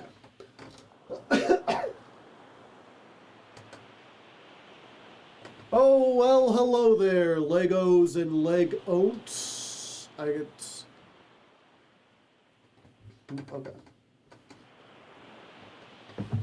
Well, hello there, Legos and non-Legos. It's that time again. Time for my yearly State of the Channel address, where I look back at everything I did over the last year of this channel, reflect on how well I did, and then look forward to see what I've got planned for the rest of 2026. Even though we're already almost 3 months in. Time moves so quickly, I tell you what. But you gotta recover from the holidays and everything, and in my case, I gotta recover from being sick. I'm still kind of sick. February has been a terrible month for illnesses. I still got kind of a stuffy nose, so my apologies if I sound a little weird, or if this sounds a little ramshackle, because I am kind of just improvising this on stream. We got chat here, we've been talking a little bit about the channel and what I plan to do with it, and I figured I'd use this as a good opportunity to explain it all to you. Now, I know, of course, that a lot of the people who watch this channel aren't super invested, they don't really care about my thought process, so before we do anything, let me do three like main points, like a TLDR. If you just want to know what I'm planning for this year, there's 3 big points. 1, continue doing the ladder climb essentially as it's been going. Just maybe experiment a little bit more with like jankier decks. Maybe experiment a little bit more with the format a little bit. But otherwise, just keep it the same. If you like the three hour long monthly deep dives where I climb the Master Duel ladder with a random deck, I will continue to be doing that. Do not worry, it's not going anywhere. I'm just going to be like messing around a little bit because the last year they haven't done as well. You know, they haven't been as good and as excellent for growth as they had been in 2024. But they're still the best videos on my channel by far, and I have no intention of stopping them. Um, Point number 2, I have another new show that I'm planning to do to fill in like the Wednesday slot. That show is called Fill in the Jank, and it'll feature a bunch of friends of mine who aren't like Yugi tubers, but they do work on like another channel doing tabletop stuff. If you've seen Mirror Masters, you'll probably be familiar with most of them. And they'll be showing up for this. It'll be another 10-episode series, kind of like Genesis Apocalypse, that'll take place over a couple months, and then it'll conclude. You know, it'll have a tournament structure, and there will be winners and losers. And then after that, I'm basically going to evaluate which did better, Genesis Apocalypse or Fill in the Jank. And whichever one performed better is the one that I'm going to make a season 2 of. So if you really like Genesis Apocalypse, go back and watch it again. Tell your friends about it, you know, like the videos, comments, do whatever you can to boost that series. And if you like the new series more, make sure you do that. You know, none of this is set in stone, of course. If some, like, brilliant idea comes to me, I may change things up. But the plan is to have a consistent Wednesday series going forward. I'm just in between series at the moment. I'm hoping that this one should be up and going sometime in March. The third major thing actually has to do with the Patreon. After keeping the $1 Patreon tier since I started back in like 2015 or 2016, I am finally going to be retiring the $1 tier. Mostly because a combination of credit card fees and inflation has made it so that I get almost nothing off of the $1 donations. You know, if you donate $1, I think like 25 cents of it makes it to me, and the buying power of 25 cents is much lower than it was even like 5 or 6 years ago. And from what I've seen, almost all other Patreons have long ago given up a $1 tier. Usually they start at 5 or even 3. I'm still trying to keep it as cheap as possible, so I'm going to have a $2 tier. $2 means I still get at least $1 when you donate that much. That being said, for anyone who's currently at the $1 tier, don't worry. You basically get grandfathered in. You get to stay at your tier for as long as you're at that tier. You won't be kicked off. You won't be forced to a newer tier. This is basically just making it so that new people can no longer join at the $1 tier. You'll have to start at the $2 tier. Which, you know, I guess that should be another little thing while I'm here advertising. Patreon is still the best way to support the channel. Ad revenue is decent, but the one thing I've learned over the last year is that it is nowhere near as consistent as the Patreon. Patreon is the best way to support the channel. It's the most consistent way to make sure that I can make a living doing this and not have to worry about, like, advertising or being the most popular. I can just make stuff that you and I both like, hopefully. So if you've been holding off on that, especially if you don't have a lot of money and you can afford the $1 tier, you have a couple weeks to sign up at that before it gets sundown and we move to like the $2 and higher tiers. So just letting people know about that. And, you know, you can always join on at the $2 tier later on. I don't think it's going to make that much of a difference. I do still feel a little regret. Because I know, especially if you're not like American, it might be harder to get like $1. But then I'm rambling. But then again, I guess that's the point of this now, right? But then again, I guess that's where we've reached the point in the video. You know, if you just wanted the TLDR, those 3 things are what I'm going to be doing this year. Keeping up the ladder climb, adding this new show, maybe going back to Genesis Apocalypse afterwards, maybe just doing more of this new show, and then changing up the Patreon slightly. The only other, I guess, big announcement, for those who care, I am continuing The Legend of Lefty. I'm not sure if it's going to be a 3-part series or a 4-part yet, because what I've got left of the story is bigger than the first 2 parts, but maybe not so big that if I split it up, it would be... Okay, one more. Go back a little bit. The only other possible TLDR announcement is that I am continuing The Legend of Lefty. I'm going to be seeing it through, finishing the story. It's still the thing I'm most passionate about. It's still the thing I would love to succeed the most, even though it gets very, very few views. it's my passion project, and I'm going to see it through until the end. I'm not sure if the end is going to be just a third part, or if I'll end up splitting it into part 3 and part 4. It really just depends on where the writing takes me. I know what the ending is, I know how to get there. I'm just not sure, like, as I fill it in, if it'll become too much for a single part to hold, and I'll have to split it into 2. Right now, though, it's looking like probably just going to be a part 3, and that'll be the end of it. But we'll see when we'll see. If you're interested in that, again, the greatest way to keep up with everything that I'm doing is to join the Patreon Discord. If you're a Patreon at any level, $1, $2, you can join the Discord, and I have a specific board just for Legend of Lefty where I post weekly updates on what I do about that. So if that is something you're curious about, you know, that's a great way to keep on board with it. Lefty mentioned, I'm glad there are people in chat who are keeping up with it. Other than that,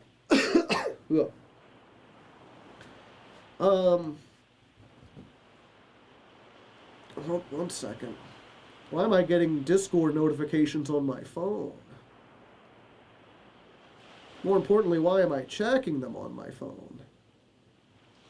I could just check them on my thing.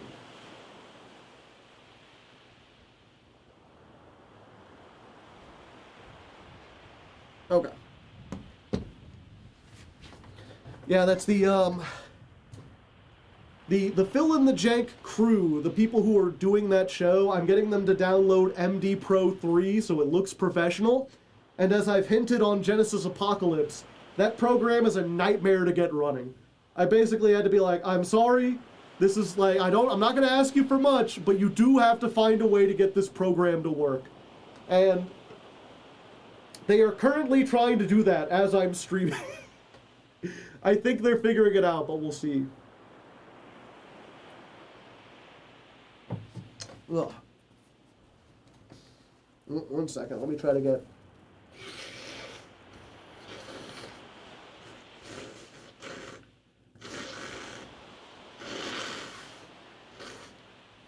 Oh hey, my footage looped.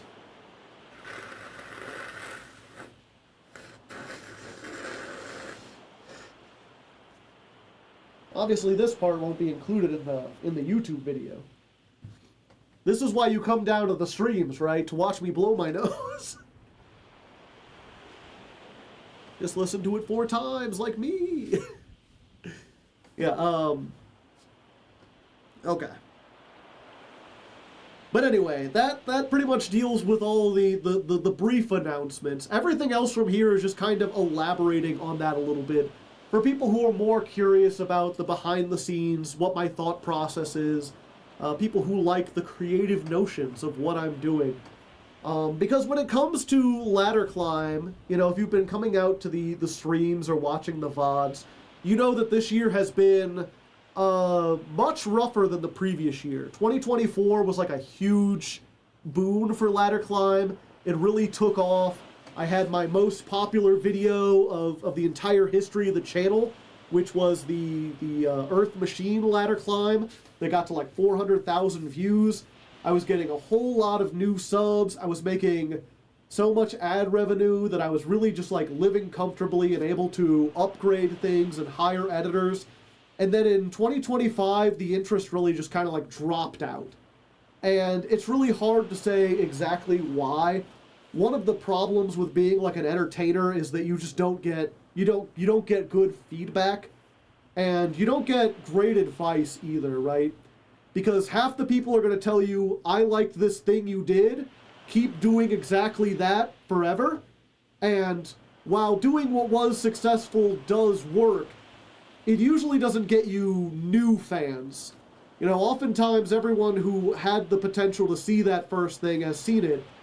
And if they didn't like that thing, they're not gonna come back for like the sequel, right? They're not gonna come back for seconds if they didn't like the first one. And the people who did like it, they slowly kind of filter out over time.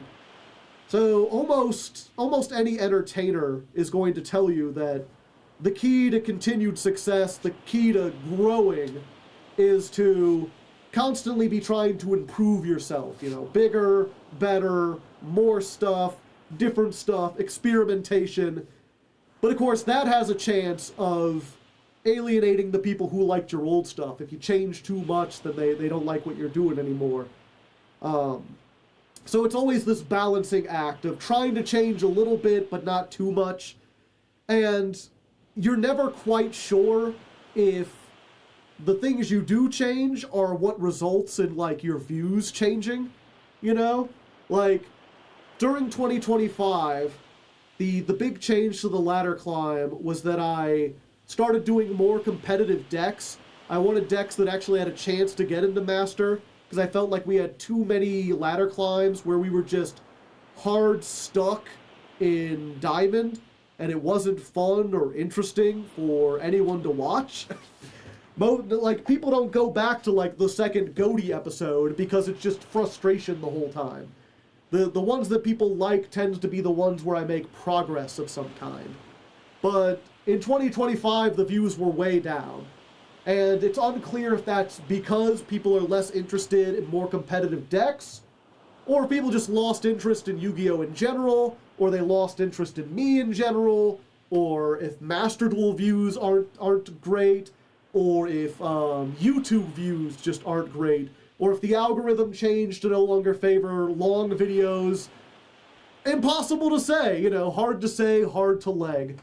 In this case, for 2026, we are going to be trying to basically do the opposite and see if that changes anything. You know, if 2025 was the year of competitive Yu-Gi-Oh!, 2026 is going to be the year of jank. You know, we've only had 3 episodes so far, and they're Super Quant, Megalith, Man with the Mark, and now we're going into Speedroid, which is way below the power curve, which hasn't gotten any recent support, which is going to be a really crazy thing, but we'll see if that gets the views. He said the thing. Oh, Sophie, raiding with a party of 7. Welcome, Sophie and raiders. Sorry, you came just as I was doing I'm recording for the state of the channel address, where I basically reflect back on everything I did last year and talk about where the channel's going for next year. So we're just being really indulgent and talking about, you know, myself, my favorite topic. I think Yu-Gi-Oh! Is losing interest in general. I wouldn't mind if there were months where you chose the ladder climb deck. Yeah. But I feel like, I mean, that's the thing. If you don't care either way, it's fine. It's one of those, I keep going back and forth with the Speedroids because I don't think it's going to be good. I think we're going to be hard stuck in Diamond. But if there's a bunch of people who didn't vote because they're like, oh, the last couple have been good, maybe this will light a fire under them where next time they'll be like, okay, we have to make sure something like this doesn't win again. Yeah, I mean, I'll be here regardless. Yeah, and that's something that I talk about, you know, why it's good to put this out to the wider Yu-Gi-Oh! Community is because I talk about this stuff quite a bit on stream, at least from time to time. And I generally get pretty positive feedback, but that's because the people who are here on stream are like the top 1% of fans, you know, they're the most enthusiastic. They'll be here regardless of what I do. So it's hard for them to tell exactly, like, what's not succeeding or not.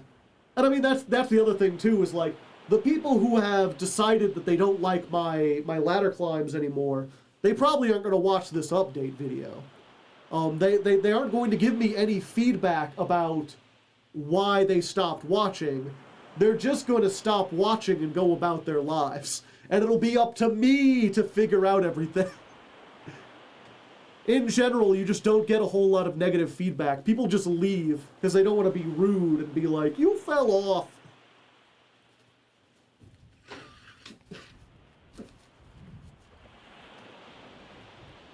What does Yu-Gi-Oh! Need to do to gain traction again? More formats.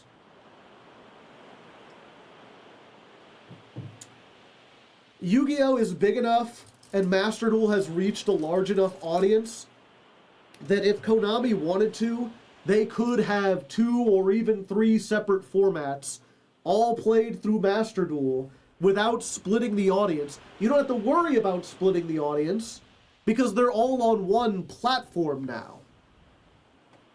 You know, if you have a physical tournament, you can only have so much space to have room. You have to choose if you want to do a Genesis event or a standard TCG event. If you're doing a Master Duel tournament, the cost of running it is almost nothing. You could easily do a GOAT format and a Genesis format, TCG, OCG, simultaneously, and the cost of that is like negligible. We have reverse Genesis, only pendulums and links. What's the last book in the Bible? If Genesis is like a new beginning, then like reverse Genesis would be like Exodus, Revelations. Revelations format. Only links and pendulums. Cards that aren't strong enough are banned. But we're getting off topic. Yeah, I guess while I'm talking about this, it is also worth mentioning that you know, one of the problems, and I guess kind of along that topic, you know, there is a chance that the problem isn't me or the content, that I shouldn't try to be changing things up, that the problem is Yu-Gi-Oh! Just isn't as popular as it used to be. And of course that does seem to be a little bit of the case, because a lot of Yu-Gi-Tubers are talking about their views being down, or at least they were in 2025. So it does seem to be a little bit of a general case of just lack of interest in Master Duel, probably because it's been the same format with the same staples forever, because they refuse to do anything about Max C. I mean, they're starting to. I'm hoping 2025 is the year that they'll finally do it. Fingers crossed. But unless they really shake things up by like adding Genesis format or adding some kind of Time Wizard format or something else to really change things up, I can't imagine there's going to be a huge change. And that's kind of a problem, because I'm not sure exactly how or where to pivot. Because even if I'm not having as much fun at Yu-Gi-Oh! As I used to, it's still the game that I like the most. Like, there's not another game that I play more than Yu-Gi-Oh! That I would, like, be able to put all my attention into. I could maybe try to be, like, a general, all-purpose, like, Let's Player, like the channel originally was, but that's such a tough thing to follow. You know, you're still trying to compete on that level with people like Markiplier and Jacksepticeye and the Game Grumps or whatever. And even those channels really have these huge highs and lows depending on how popular the game is that they're playing. And I don't really want to be involved in the rat race of like playing a bunch of new hit games the day they come out. I just don't think that really fits my attitude or my personality. Maybe I've got to find some kind of genre of games that I'm really good at or that I really enjoy and try that. But so far I haven't found anything like that. It would be nice if I could pivot onto more creative stuff like The Legend of Lefty or 55 Lives, the tabletop game I've been working on, or even go back to work on like my comic book or my card game or whatever. But at least so far, that's still been an uphill battle. That's something I'm still working on, obviously, by keeping up, moving with the Legend of Lefty. I just worry that, like, despite that being a fairly open genre, like, I feel like, you know, Yu-Gi-Oh! Only appeals to a small amount of people, but fiction appeals to a whole lot of people, especially, like, fantasy fiction. Or tabletop games should appeal to a whole lot of people. But it's still relatively niche on YouTube where people want, like, content, like capital C content, stuff to fill in the void in their lives. And I don't really think there's a nice, neat answer as to what I should do or what I could do. It's just, something that's rattling around in the old noggin. Maybe one of these days something will just come to me in the same way that What a Deck or Ladder Climb did, where I woke up one day and was just like, I should do this, and then I did it and it worked after a couple months. Only time will tell. But I do feel like it's good to get these ideas out, to let you know kind of what I'm grappling with, what I'm trying to figure out. I have noticed some people in chat have asked about Masochist a few times, whether or not I'm going to keep Masochist going, whether or not I enjoy Masochist, and the answer to both is yes and yes. Masochist is still doing well. It's still fun enough. There are some days where Masochist is kind of a slog. There's some days where Masochist is really enjoyable, but it's goofy enough and there's enough variety in it that I'm still having fun with it. I'm still going with it. The audience that has found it and latched onto it, they like the weekly episodes. And I have run into the problem where it costs more to edit than I make off of it. But as long as the Patreon still stays high, I can afford to keep Mr. Metal on. So once again, especially if you're a fan of masochism, the best way you can help out the channel is to either try to get other people watching the videos or to join the Patreon. Even if it's just like $3, $5 a month, that really helps compensate for the fact that every time I'm doing an episode, I'm losing like $50. Not $50. I don't know, I'd have to look. It really depends from like episode to episode and how ad revenue is and how long it is. But some of them are like I pay $120 for the episode and I make like $60. And some of them I make like $110. But I don't think I've broken even on one in a while. And I kind of went back and forth over whether or not I should lower Mr. Metal's pay, because I started paying him more when the channel was doing a lot better, and now that it's not, I really can't afford to. But he does such a good job. I can't bring myself to cut his pay. He just doesn't deserve that. And plus, at least with Genesis Apocalypse, because I was editing that myself, that was making a lot more profit, and then I could basically subsidize the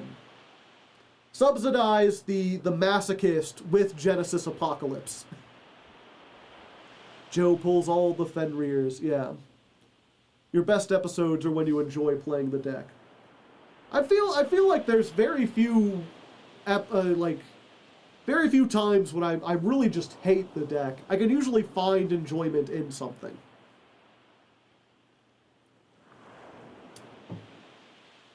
So that's going to be continuing. The other avenue to maybe look into is... Pardon me. So Masochist is going to keep going. Ladder Climb's going to keep going. We're going to have a Wednesday show, which is going to be Fill in the Jank, which I don't want to give too much info on because it's still kind of coming together. But that's going to be a weekly show for 10 weeks, so you'll have several months to look forward to. And that's going to be me and I think at least 4 other people. I'm not going to be dueling, I'm going to be the host. And the premise of the show is that we have 4 contestants, 4 to 6 contestants. I will give them half of a deck, and they will have to build the other half. So they're going to be filling in the jank, so that we're going to have kind of a mirror match, but each one will be slightly different. And to help ensure that they're slightly different, we'll be adding a wheel. This will be a series with a wheel. So in addition to having to here's half of a Lightsworn deck, fill in the other half, each of our contestants is going to spin a wheel, and all the things on the wheel are going to be like, oh, you landed on Skill Drain. That means you can't include any effect monsters. Oh, you landed on Rivalry of Warlord. That means all the monsters you include must be the same type. Oh, you landed on Royal Decree. No traps for your deck this time. And we're going to have a whole bunch of different things, and depending on how, like, what kind of deck core they are, some of those might be, like, negligible, some of them might completely disable their ability to build the deck. I think Mr. Metal would understand. I mean, he would understand, but, you know, it's... He needs that money to live, you know?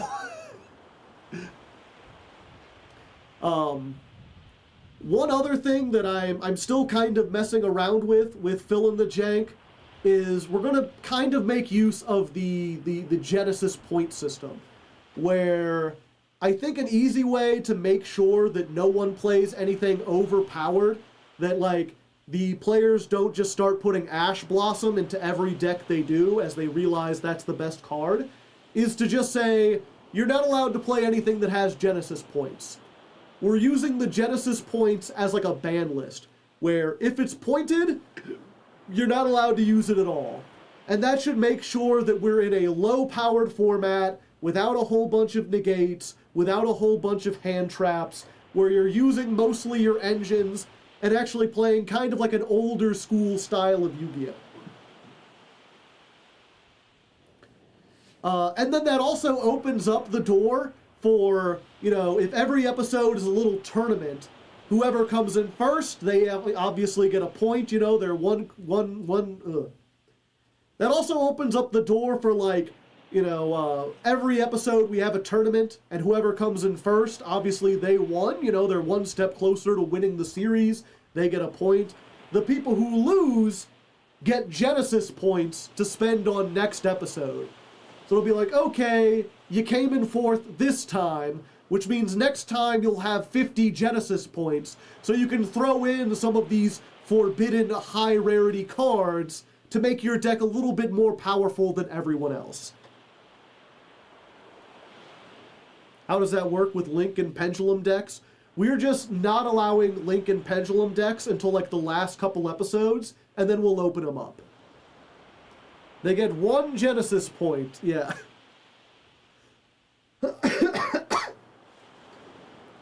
And yeah, in general, this is kind of like a spiritual successor to Mirror Masters, in the sense that the people playing are new to Yu-Gi-Oh!, they don't know how to build decks, they're not familiar with the meta, and I'm kind of trying to teach them the game through giving them a series of deck build challenges that slowly have them explore the card pool. As a result, the first 5 episodes are going to be giving them very basic deck cores and not allowing them to pick any extra deck monsters. You know, it's going to be like, here's a bunch of Skull Servants. Even though you're new with the game, you can figure out what they're trying to do by reading King of the Skull Servants. Go at it. You know, spin the wheel, so maybe some of you might be locked off of dark monsters or locked out of zombies or whatever, but it's not too hard to look up like graveyard cards and zombie cards or even just the word Skull Servant and figure out how to kind of build a deck around that. And the core I've given them also includes like a couple Lightsworn cards so they know to maybe look in that direction. Just give them an idea of where to go, give them the restriction of whatever they land on with the wheel, and then see what they come up with the other half of the deck. So it's not going to be as restrictive as Mirror Masters. They're still going to have individually tailored and deck built, like custom built decks. But they are going to be kind of following a similar theme. And as we go, they're going to get more and more complicated. The plan right now is to do 10 episodes. 5 of those are going to be no extra deck. They're going to be based around a main deck theme. And then we're going to have a Fusion episode, a Synchro episode, an Ixie episode, a Pendulum episode, and a Link episode. Where the deck that I give them is just going to have those kinds of extra deck monsters, and then like a small engine. So for instance, the idea we're going with now for like the Fusion episode is to give them 2 of every invoked fusion and an Alistair package, and then just say to fill in the rest. You know, you've got Alistair, you've got Invocation, you've got the field spell, you've got this list of things you can make with all the different attributes. Which one you going to use? What kind of deck are you going to build? I think we've taken out Macabre, though, because it has points, but everything else is not in there. The reusable Arby's gift card.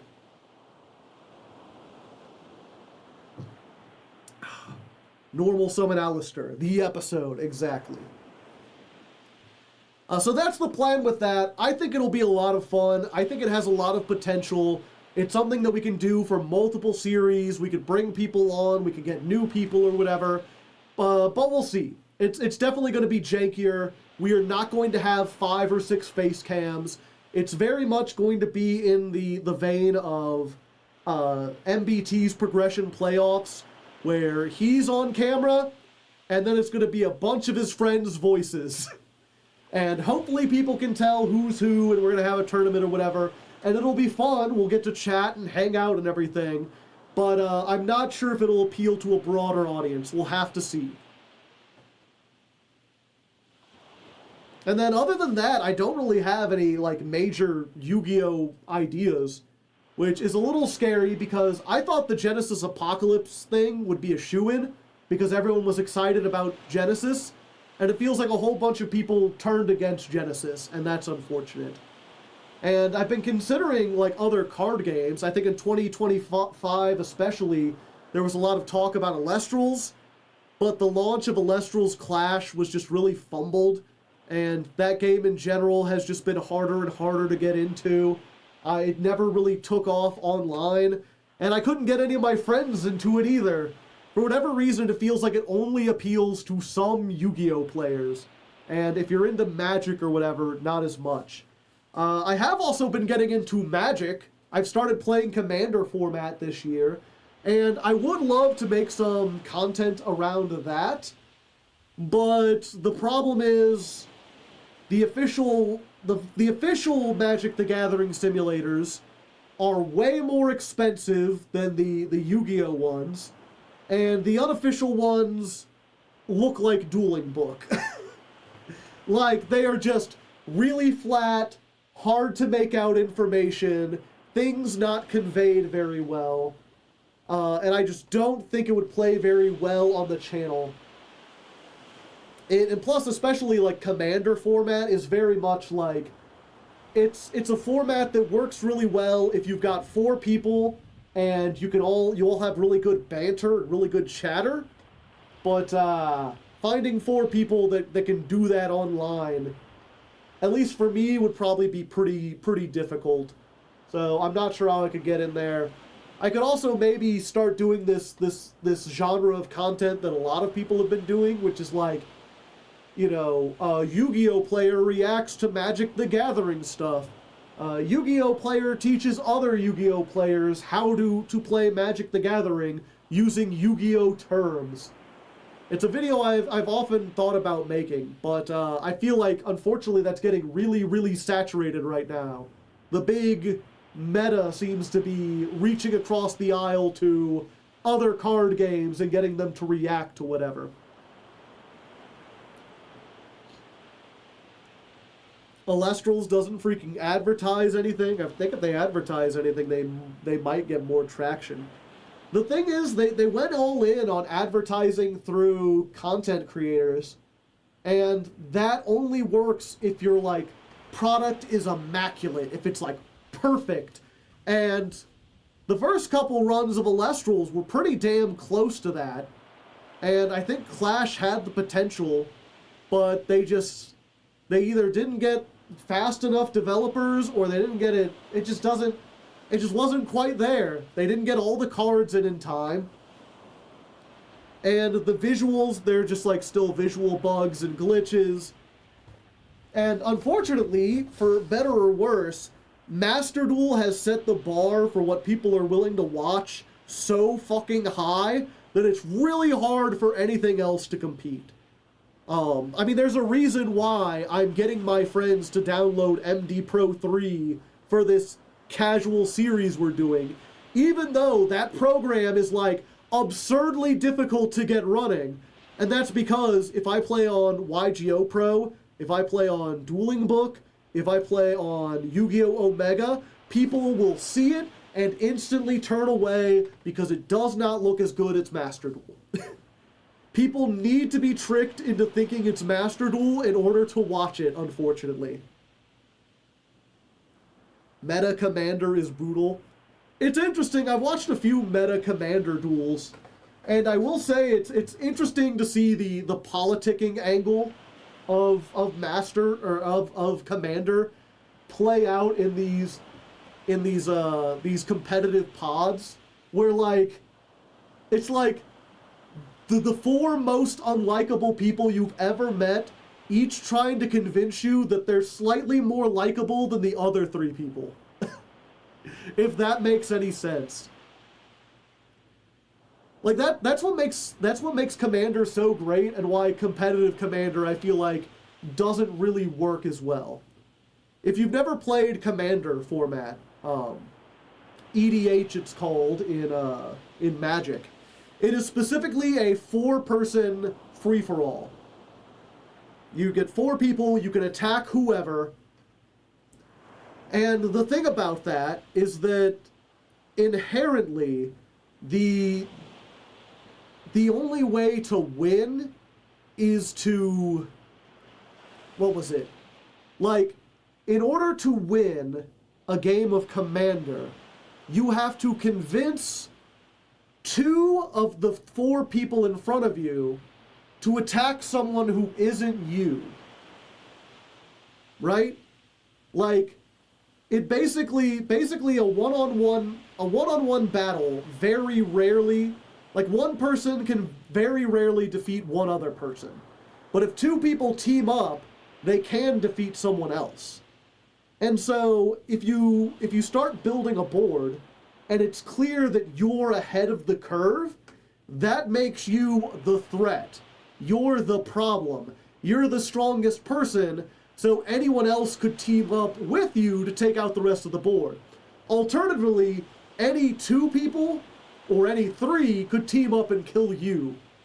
So every single game of Commander, at least that I've seen on the competitive scene, is 3 guys trying to build the best boards they can while convincing everyone else that they're just a little guy. You don't need to worry about them. I don't have the means to kill. I'm gonna die next turn if that guy gets to me. You and him need to team up against that guy.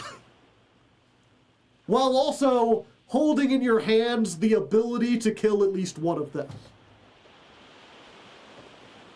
And like, if you don't know the people you're playing against, then it just leads itself to like, basically it's 3 people trying to lie to each other. But if you're buddies with everyone and you're playing like a casual game, then it's much more goofy. It's much more like, hey, I'll let you have the last slice of pepperoni if you don't attack me this turn. I've got something. It kind of makes the cards sound like they don't matter anymore. I don't disagree. Stopped by dinos on 2 turns. Yeah, oh, that's the thing. At least in competitive Commander, it feels like the cards don't matter anymore, because there's even though there's a meta, the meta is like 30 decks. It's just that all 30 of those decks have the ability to go infinite on like turn 4 if they get a decent hand. I'm playing both sides. That's what some people disagree, but they recently came up with a bracket system for Commander, where they're like, the brackets are a way to rate how powerful your deck is. Bracket 5 is like competitive Commander. You're playing the meta. You're trying to kill people as fast as possible.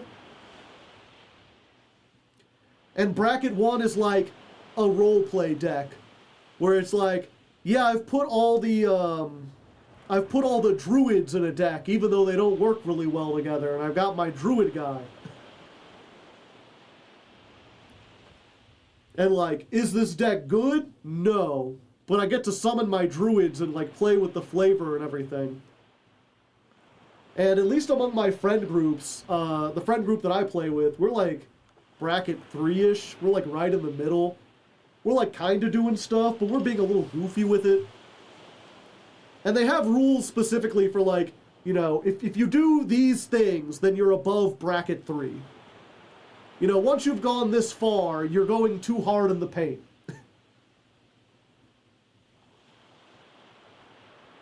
I wish the early days collection had taken off because I had so much fun playing Reshif of Destruction.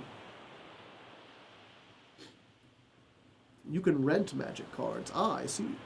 Oh yeah, I guess that's also worth... Here, 1 second. Let me go get my magic cards for you. The themes are, yeah. Like the latest deck that I built.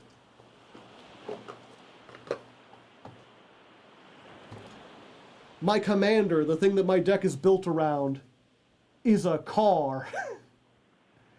I just play car. The Carmander. Invisible box. Yeah.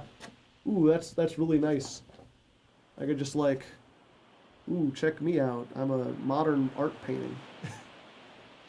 Regulus. Oh, you're mirrored. I am mirrored. Yeah, but it's like... Car! My Carmander. It's like, what does the car do? Not a whole lot, to be honest. It mostly just gets you more land.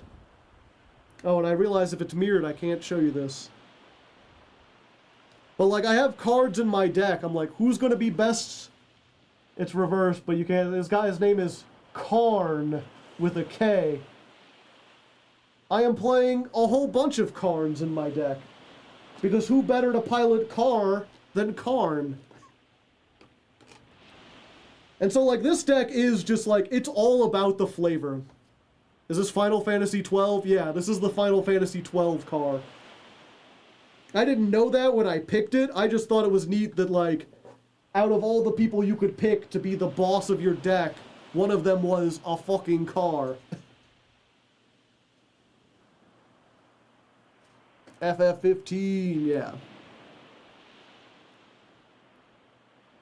But, like, when I'm playing that, it is very much just like, okay, and now I'm going to summon car, start your engines. I'm going to equip a sword to my car. It can fly, by the way. I know. Build the Transformers deck. I'm not interested in the Universes Beyond. If I had known the car was a Universes Beyond thing, I probably would not have played it. And in fact, I made a custom art that, like, doesn't have the Final Fantasy guys in there. I've, like, removed them.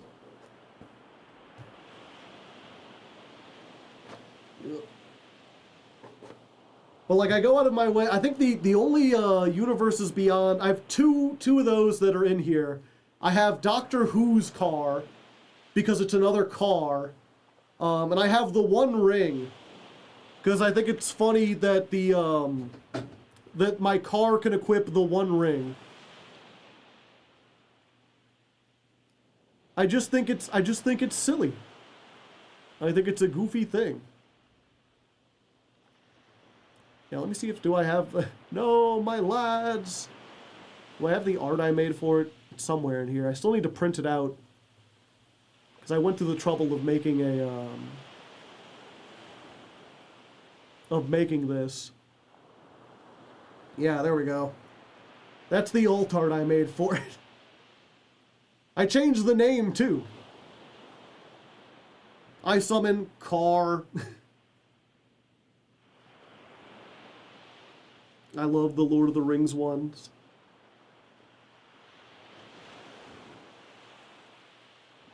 Yeah, and this is, that's well done. Well, thank you.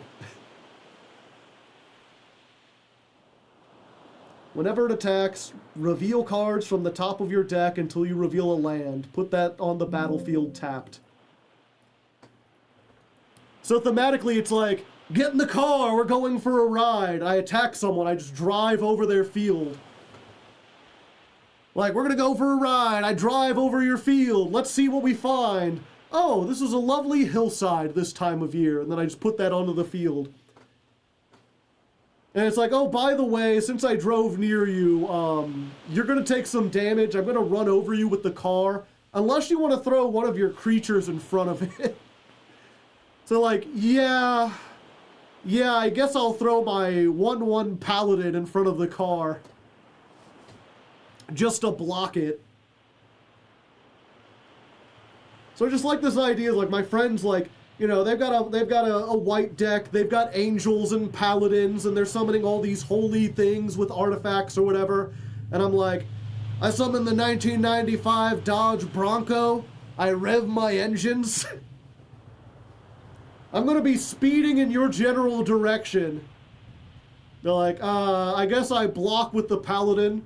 It's like, okay, my car rams into your paladin going 60 miles per hour. He has been crushed under my fender. It has not stopped me. Rev my engines menacingly.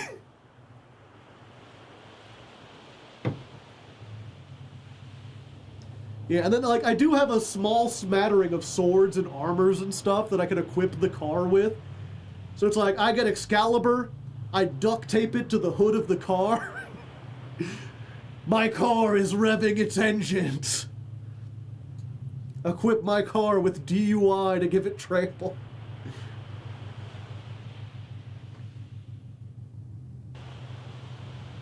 Beach loop. Okay, we've gotten completely off topic.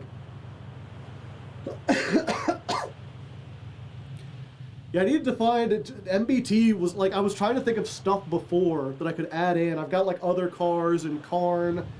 I've got a magic carpet that allows it to fly. And MBT was like, you should have thrown in some kind of like mystical spell book and be like, behold, the Kelly Blue Book allows my value to soar. And I was like, that's so good. The Haunted Mansion set was genuinely inspired. Magic carpet, yeah. What was it? The thing about any vehicle is you need a creature to crew it. So you do need another creature to drive the car. You know, it can't drive itself. But because my deck is based on getting lands, I have a whole bunch of lands that can become creatures. So like one of my lands is like a mystical factory that like you can pay 1 mana and then the factory turns into a moving, like it sprouts legs and it becomes a mechanical walking unit. So it's like I drive to the factory gets inside of the car. My car piloted by a factory with Excalibur taped to the front and some like boots dangling from the rear, the bumper, like truck nuts that give it shroud. You can't target my car while the boots are hanging off the back. It's like, if you can't block this, you're taking 22 commander damage. Like, shit, man. Fuck. The factory is driving the car. Yeah, I got a bunch of weird. I could sit here and go into it all day. But you could see why this is fun. Why it would be neat, like, if me and my 3 friends sat down and played a thing of Commander, where we were just talking about, like, trying to visualize the crazy shit. Like, I summoned Sonic the Hedgehog. Nier Automata vibes. I think most of the lands that become creatures don't tap for colored mana. Yeah. Well, that's the, my commander. If you don't know, your commander decides what color cards you're allowed to use. The card doesn't use colors. It's a colorless artifact. It's just gray. So I'm not allowed to play any colors that have standard mana. Sounds like the story weapon. Okay. But yeah, we'll finish.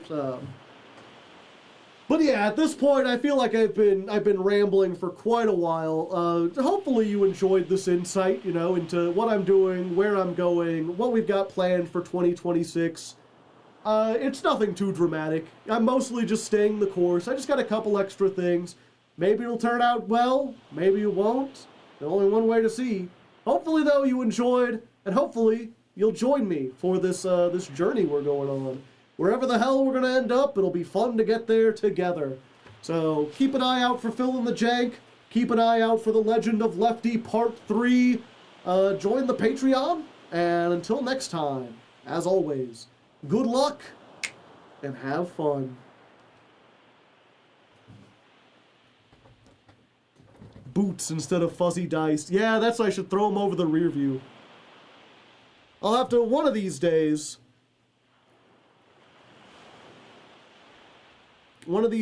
I will, I'll go back and update it.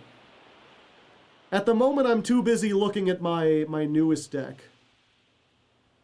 Which I guess, while we're here, chat, they had a land that could become a creature hidden among the rest of their lands. Yeah. That is the thing, is like, because this deck is built on the idea of, you know, the car by driving gets more lands. It not only has a lot more lands than most decks do, but it plays a shit ton of utility lands. Usually in Magic, your lands are just mana. They generate mana. You might have a couple that have, like, an additional effect, like, you could have as many cards in your hand as possible, or maybe, like, you can tap this and, like, 3 other lands to draw a card or something. But I have, like, lands that, like, are removal or nukes or that revive stuff, and they're all different. It has 40 lands, and 40 individually different lands. Have a bunch of boots dragging on the car, yeah. So people will be looking at my, like, field, and they'll be like, all you have, Joe, is an elephant and a car that's equipped with a sword and boots. Like, you don't have anything that can stop me. And I'm like, actually, I have several things that can stop you. Actually, one of my lands is a forsaken cemetery full of the weeping angels from Doctor Who, and I can exile one of your creatures at any moment's notice.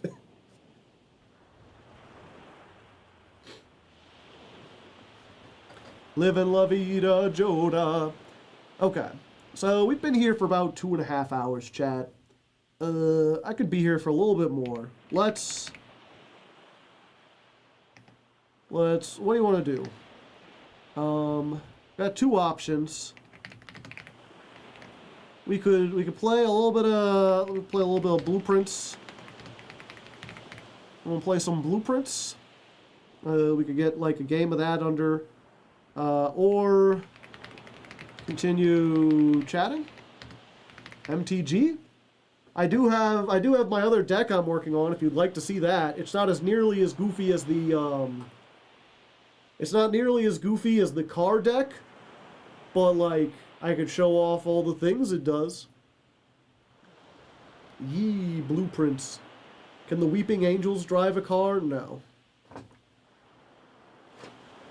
That was I think it's the Doctor Who said. I'm not actually sure. Balatro? Nah, I'm not really in the mood for Balatro. I think I finally escaped Balatro, and I'd like to keep it that way.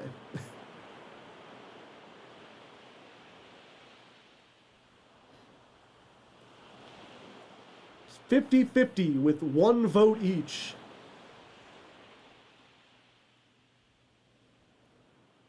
Let's see. Livin' La Vida Yoda. Livin' La Vida Yoda.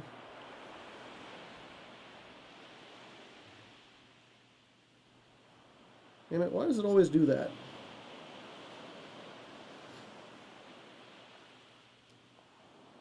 Huh. Weird.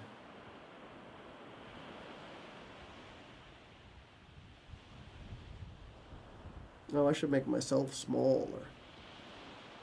Now it's 3 and 3. There's 3 people saying chatting and 3 people saying Blueprints. Will we be tied forever?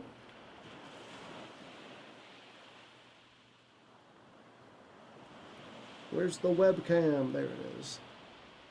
Should really consider getting like a stream deck or something. Number go big addiction. Yeah. What's the funny? Oh yeah. This is the other car that I have. I guess I can move over to the other side now. Aha! Ho ho! Bessie, the doctor's roadster. Does it do anything good? No. But it's another car for the car deck.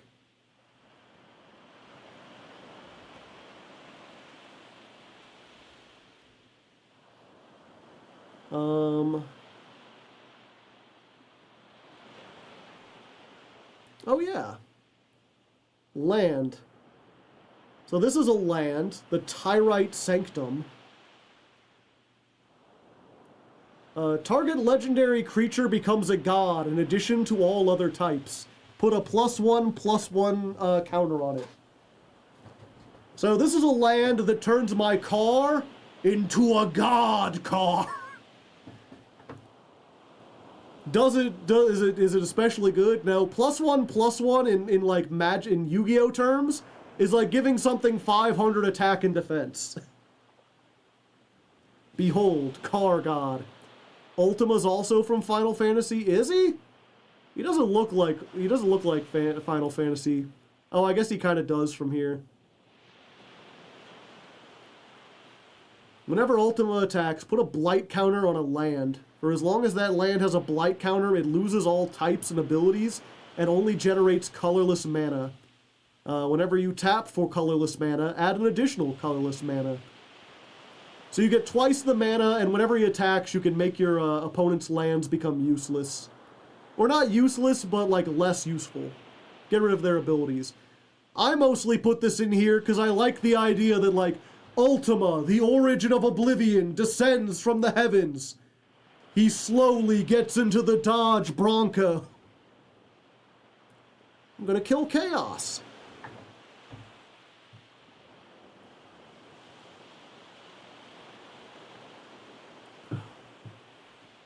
Oh, we got the flying carpet. Target creature gains flying. Someone was like, you know that car can fly, right? Yeah. Yeah, I know. Car gets onto flying carpet. I've got the clown car. Who won the poll? Just chatting did. Sorry to the Blueprints viewers out there. This one's very silly if I can get enough land. When this vehicle enters, you pay X for it, which means you can pay 1 mana, or if the ladder climb pole, a Speedroid one. So when we play Speedroid, it runs on laughing gas. So you can pay 1 mana, or you can pay 30 mana. Any amount of mana you have.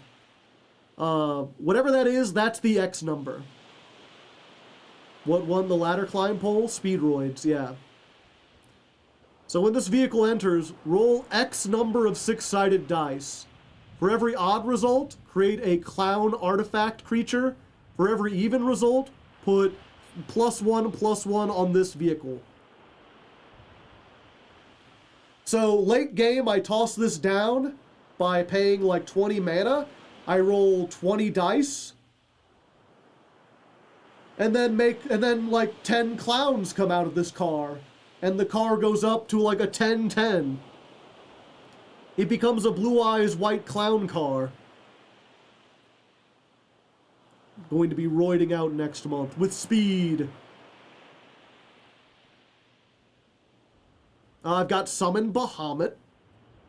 Because again, I like the idea that Bahamut can pilot the car. And Ulamog the Defiler. With 10 mana, I bring forth Ulamog the Defiler, an unknown Eldrazi creature from behind the veil of creation. It gets in the car.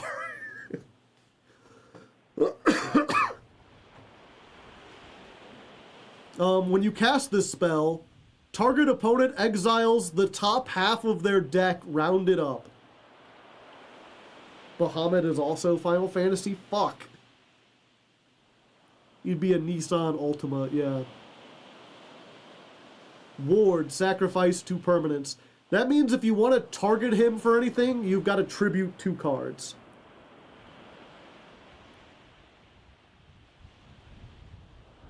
He does a lot of stuff. But again, I guess he could technically, like, win the game. Not only do, like, if they want to target him with anything, they got to sacrifice stuff, but he has Annihilator. Annihilator means when he attacks, your opponent has to tribute cards they control. Equal to X. X is the number of 1/1 counters. And he gains counters equal to the mana value, the highest mana value card that's exiled. So, to put this in Yu-Gi-Oh terms, right? When this card is summoned, your opponent banishes the top half of their deck, face up. Look at all the monsters that are banished by this effect. Note whichever one has the highest attack. This gains that much attack, and for every 500 attack it has, whenever it attacks, your opponent must tribute that many monsters they control. The keywording discussion in Yu-Gi-Oh comes up. That'd probably be the closest. Although, realistically, with something like this, it would just be like, when this attacks, your opponent must tribute a monster they control. Because in Magic, it's much easier to get like 12 cards on the field. I know how to play Magic, and I can't tell you what these cards do. I mean, I only know because I had to look it up. This is the newest one. Yeah, it's usually when people play colorless decks, like decks that don't use a color, it's all Eldrazi. And I was like, this is a goofy, for fun, theme deck. I'm not playing any Eldrazi, except for this one, because it's funny if there's only one.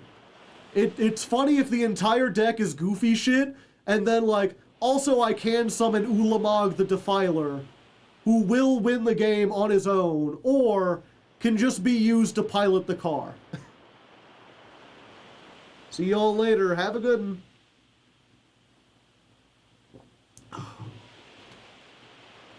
The One Ring, because again, the One Ring. Tomb of the Spirit Dragon. It's a land. You gain a life. Secluded Starforge. So this can't become a creature, but it can spit out a robot to pilot the car. Sacrifice this. Return an artifact from your graveyard to your hand. Gets back my weapons and such. Remove target attacking or blocking creature from combat. So this is a land that is basically dimensional prison in land form. It's when when they declare an attack, I can be like, actually, I banish that card.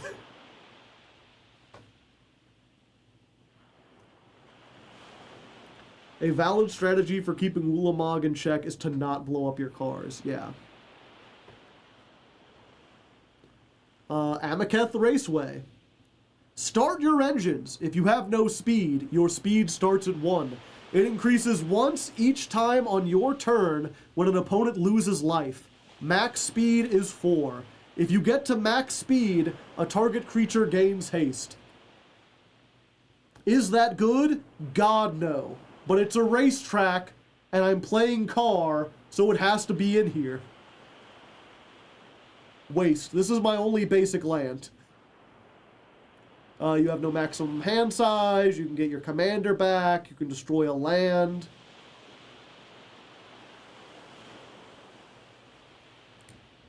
Of course I had to play this. Will of the Council. At the beginning of... I'm just gonna start trying to translate this into Yu-Gi-Oh terms.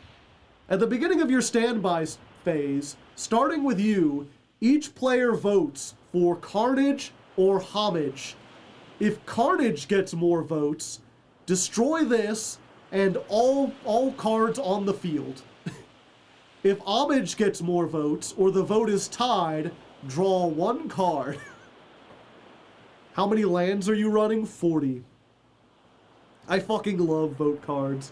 This is great because of what I described before, where like so much of Magic is deciding like who is the problem. And this is a great way to just be like, at the start of my turn, do we agree that the field is a problem?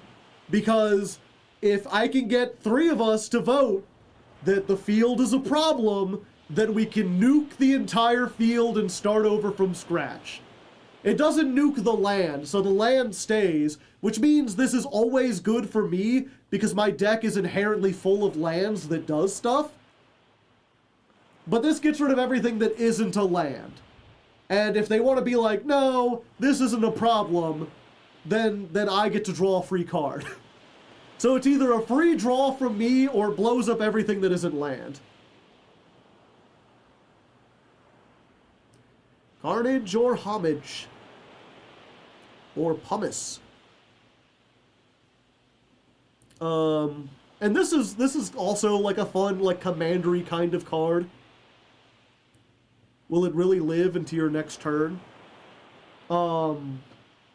Again, I only drew it in one game. I only played 2 games with this. I drew it in one, and it was like late game. So it was like, I could play it, but yeah, it's like, yeah, if you play that, people are going, like, the other 2 people that were left were going to kill me if I threatened to blow up the board, so I didn't play it. But yeah, this one is, pay 4. Put a fate counter on any card on the field. Pay 5. Destroy this and every card on the field that doesn't have a fate counter. Then remove all the fate counters. So if you get this kind of early, you can be like, well, obviously I'm going to put a fate counter on my car. And then I can turn to my friend and be like, Drew, is there anything that you would feel safe that you would like to have a fate counter on? Because I can put a fate counter on your shit, and then when the oblivion comes, it won't be destroyed. But I need to know what you're going to do for me. What's in it for me if I get a fate counter? It's a fun little, like, interaction thing. And then this is, flip a coin. If you win the flip, nuke the field. Destroy all cards on the field. This time, it's not up to me. Fate decides if the field is a problem. Ugin, Spirit of the Dragon. Are you playing Muragamo Raceway? I think I'm playing every Raceway. I don't know. Let's just go to...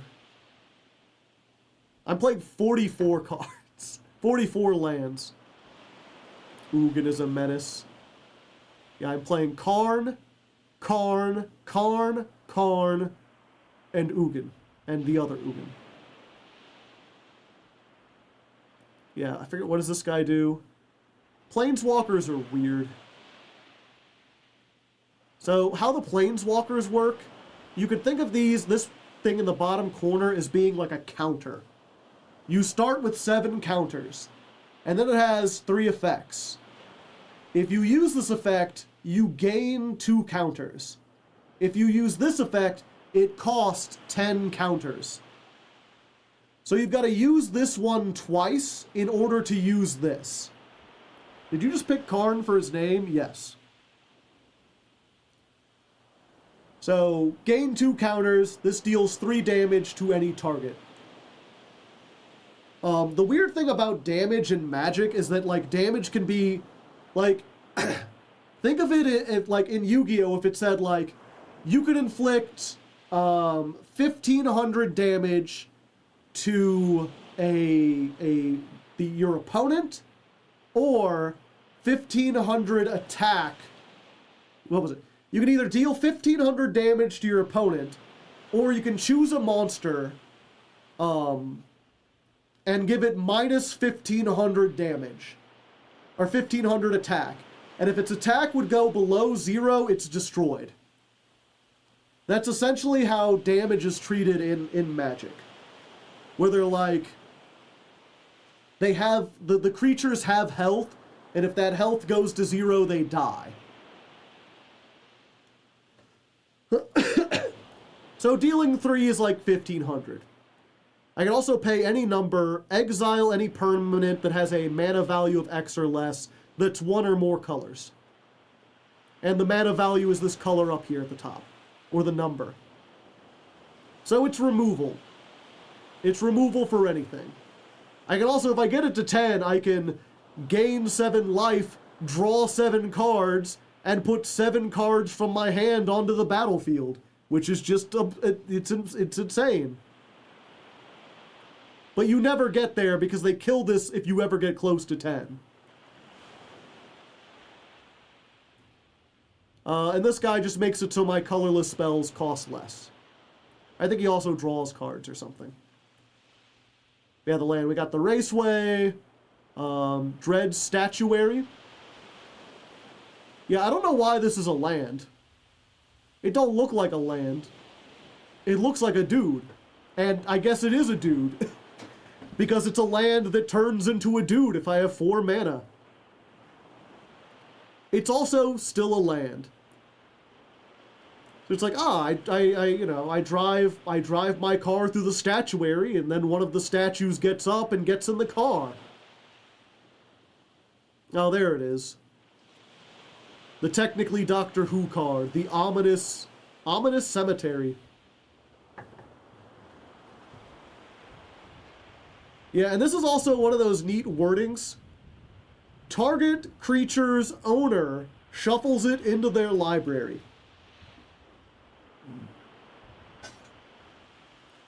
So, if a card is untargetable, I can't target it with this.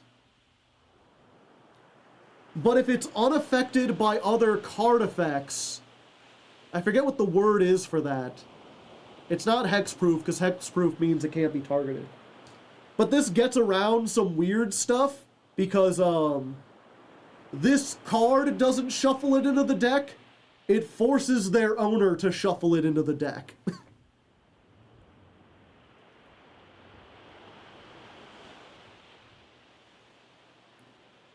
Blast Zone.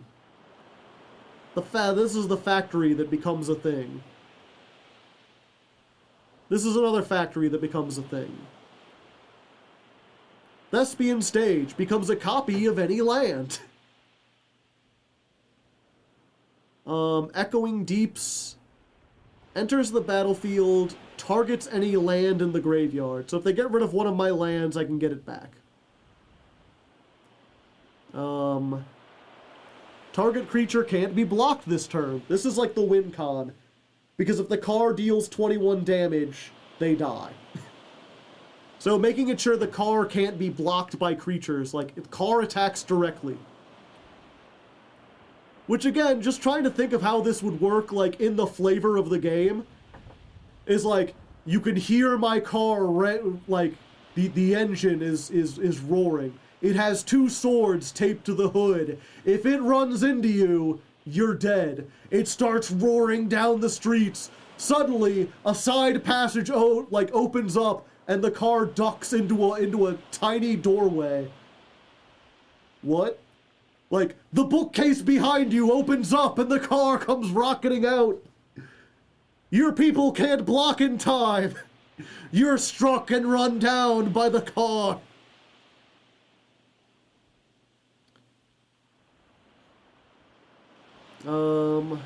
This land becomes a copy of target non-artifact token. Yeah, so this is a land that can become car. It can't pilot the car, but it can become a copy of the car. So then I have 2 cars. I have a real one and one that's made of some kind of weird mycelial fungus network. A fungus car. The Mystifying Maze. Exile target attacking creature the opponent controls. At the beginning of the next end step, return it to the battlefield. Yeah, this is SP Little Knight. Except when they attack. When they attack, you banish it, and then it comes back next turn. Then the Urzas. Urzas are just like, there's 5 of them, and if you have like any 3 of them, then they all give you 2 mana instead of 1. Could call it a fun ride, yeah. Draw a card. This one, the Mech Hanger. I think this might be a Universes Beyond too, right? Is this the Warhammer? No, this isn't a Warhammer. The target vehicle becomes an artifact creature. What does that mean? That means it doesn't need to have someone pilot it. The Mech Hanger can bring the car to life so that it can drive itself. Are we building a commander deck? I've already built one, I'm just talking about it. My car deck.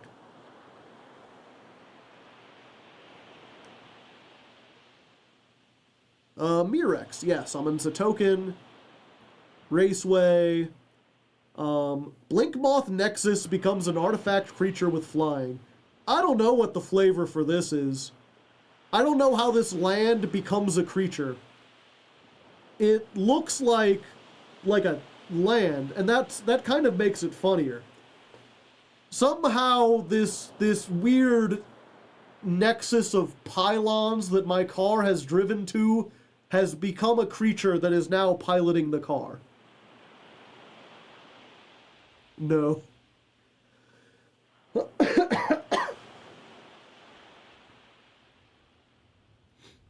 No, not you too, Joe. Treasure Vault. I just get treasure. I like treasure. This enters the field as a copy of another land. Another Urza thing. You have no maximum hand size. Return a card from your graveyard to your hand. Then exile all graveyards. I'm surprised how many easy to activate cards there are in Magic that are just like, banish everyone's graveyard. That is like a very powerful effect in Yu-Gi-Oh! Here they're like, yeah, that's fine. Mana Vault becomes a 2/2 creature. It's all creature types. How does this cave become a creature that pilots the car? Still don't understand. Pile of twigs and rocks and stuff.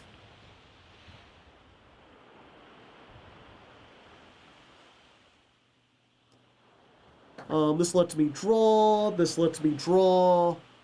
This is another land that becomes a creature. I don't know quite what I'm looking at.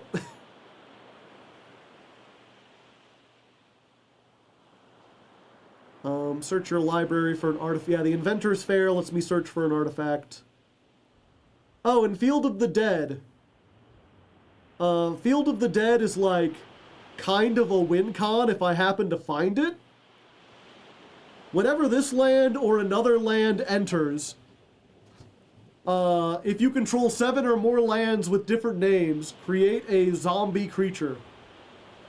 I got this like early on in one of the games I played, and then I had one of my copy fields copy it. And so once the car got going, every time it attacked, it got a land. And every time I got a land, 2 zombies popped up. So I had like 14 zombies just chilling out by my car. Graveyard stuff is more powerful. It's also much easier to mill. Field of the Dead is brutal, yeah. I imagine if my deck was built around zombies or I had some way to reuse this, it would be really brutal. Here it's just like one of many lands that are here because... let's see, do I have any other funny cards while we're looking at stuff? That's a Universes Beyond thing. I think we've hit most of them.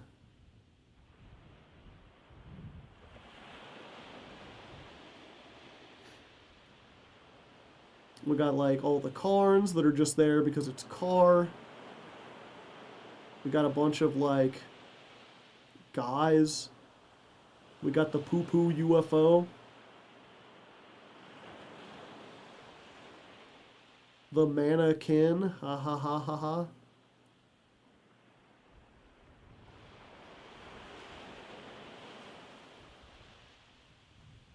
We got another car. Yeah. Desecrate reality for fun. Yeah, this is one of my removals. The transmorgnifying wand. When you play this, put 3 counters on it. You can remove a counter to destroy a target creature, and its controller creates an Ox token. The other art of the Field of the Dead is so much better. I'll have to look at it. Unfortunately, I already printed out, so it don't matter. Yeah, so this is like, well, I don't have a whole lot of removal, but I can turn your monsters into an ox. Oh. Critter reference. Black Blade, Reforged. Equipped creature gets 1 for every land you control. This is how I win the game with the car. If I staple this to the hood of the car, it becomes very big. 500 for every land? My deck is like half lands. Genji Glove. Equipped creature has double strike. Whenever it attacks, if it's the first combat phase of the turn, untap it. Then, there is an additional combat phase. This is the other thing that helps me win. Basically, the way to think about it, double strike means it attacks twice. And also I get 2 battle phases. So even if my car only deals 4, if it essentially attacks 4 times in 1 turn, it's not that hard to build up the 21 damage I need to win the game.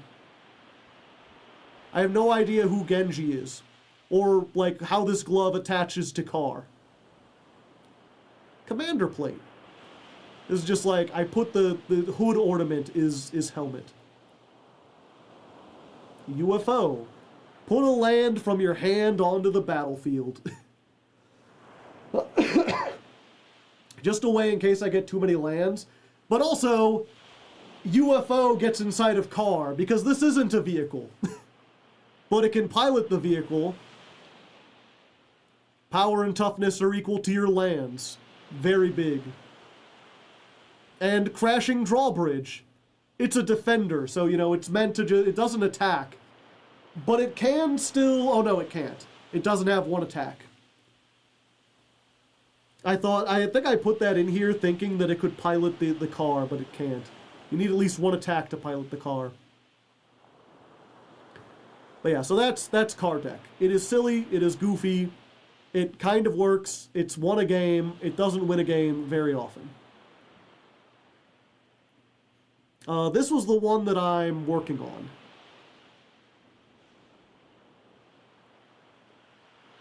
And this one I'm trying to be like super serial with. Kona, the Rescue Beastie.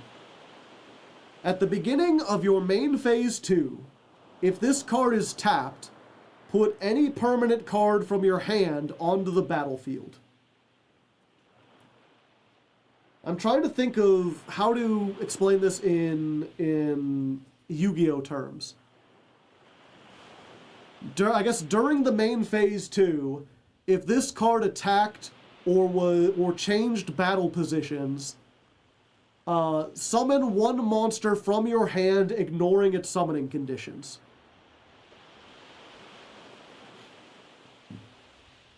And this is my commander, so this is the thing that like I always have access to, and that the entire deck is kind of built around. So we can actually playtest this. Is this a decent hand?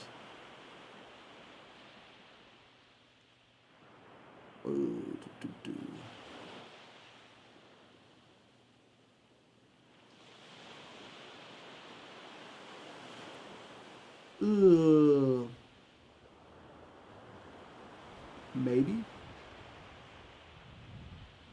Probably not. Probably need to restart this one. You do get 1 mulligan in Magic.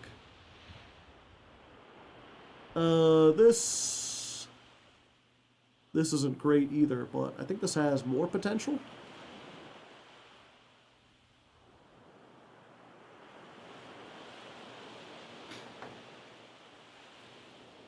Yeah, we'll see if this...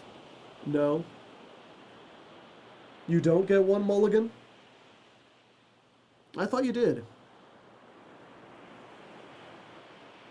We'll try it. And this is one of the things that people like about Magic that isn't necessarily comparable to Cyberstein power level wise. It's not like in the top 20 commanders, but you can make like a fairly competitive deck with it. So like your turn one is like you can play one land. I pass my turn. Comes back to me. I play a second land. I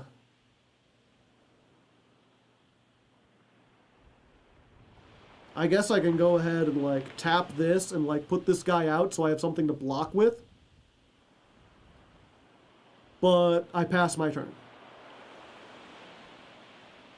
Oh, that betrays, I see. That is unfortunate. I needed a third green mana if I wanted to use this. If I do, I can really get something. Yeah, turn 3, we'll play another land. This is not a forest. This one gets me something, but I need 3 other lands to do. You get 1 free mulligan, then as many as you want. Yeah, but you gotta go down. Maybe I should have. Okay. So we're on turn 4. Unfortunately, if this were like if this were actually competitive Commander, it's like, well, I'm on turn 4 and I'm not in a winning position, so I probably just withdraw. Or hope that the other people at the room don't kill me. I can play this, and then I can tap 1, 2, 3, and this is 3 mana, tap this, pay life equal to your commander's colors, and then draw a card. So my commander just has 1 color, it's 3, so I pay 1 life. I go down to 40. We draw a card.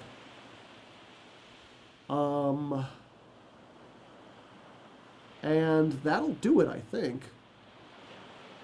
Hold up. Okay. So we're a little behind, but now that we've gotten to turn 5, we're pretty good. We will need 1 more turn to do this, I think. Okay, so we've got this City of Traitors. This gives me 2 mana. But when I play another land, I have to get rid of it. So it always wants to be the last land you play. Because once I do it, it's just gone. But this allows me to do 1, 2, 3, 4. That's how much I need for this guy. And then this says you can tap an untapped creature to add 1 mana of any color. So I tap this guy, add a green. I do also have to tap this. So now I've got a green and 1 more empty. Okay, but that doesn't matter. I go to combat, I don't do anything, and then in main phase 2, I get to just special summon any 1 guy from my hand.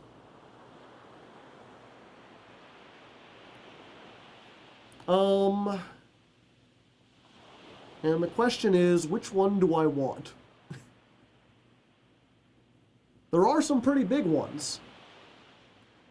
I think I'm going to go with this, the Vault-Born Tyrant. Usually this would call 7, but we're getting it out on turn 5. You could have Archdruid's Charm. Yeah, I could have, but I wanted to get this out first. Maybe that's not right. But either way, I gain 3 life, and I draw a card. Hey, that's pretty neat. And now I've got a big thing that can block that's kind of bigger. Then next turn, we're going to go crazy, go nuts.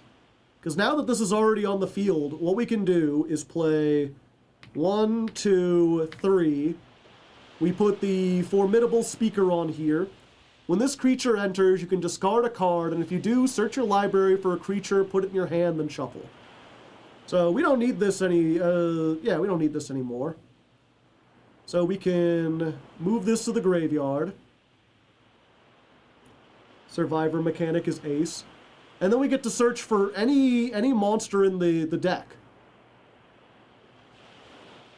And there's one in particular that you want to get in this situation, which is... Where's it at? Galta, the Stampede Tyrant. How much land, or how much mana do I have left? 1, 2, 3? I would need 4. Are you running Elvish Piper in this deck? I don't know. I'll have to look. Oh, oops, I shouldn't have tapped this one. I should have tapped this one. It don't matter. It's fine. Yeah, and then I just like... I guess I could do this turn, but I think it's funnier to show like, okay, what if I wanted to wait one more turn? In a competitive game, turn 6 might be too much, but maybe other people are fighting and I could be like, I'm still not doing much. I mean, they would know what I can do next turn by now. But I could also... do that. This is... Oh, I just realized. You can't read this. It's a win con in some deck. Yeah, it is my win con. Alright, let's just go to the next turn. Okay, so this is where shit gets crazy. You know, I've had a couple turns, I've kind of set up, I've made a thing. What I do now is...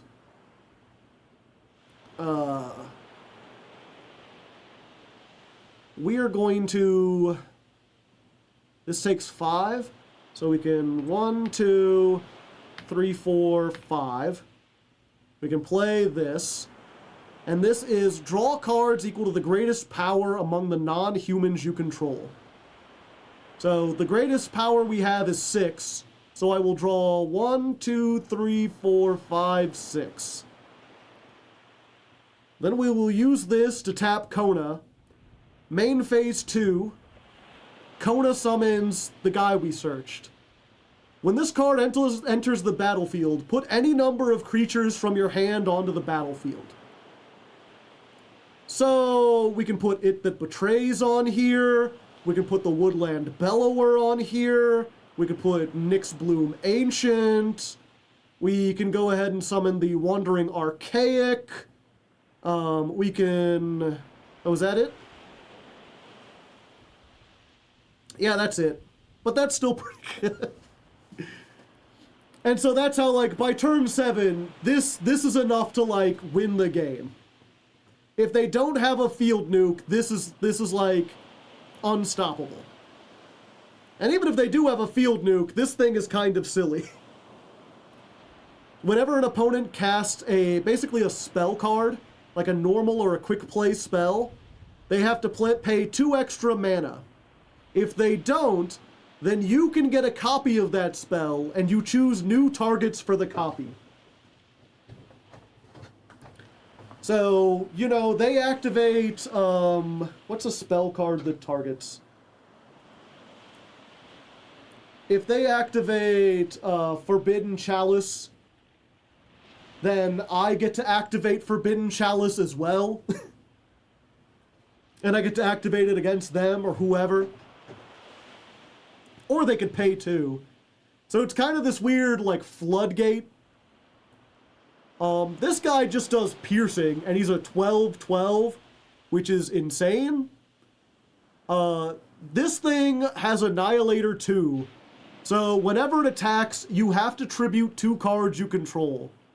Also, whenever your opponent tributes a token, or whenever your opponent tributes a card, that card comes to my field.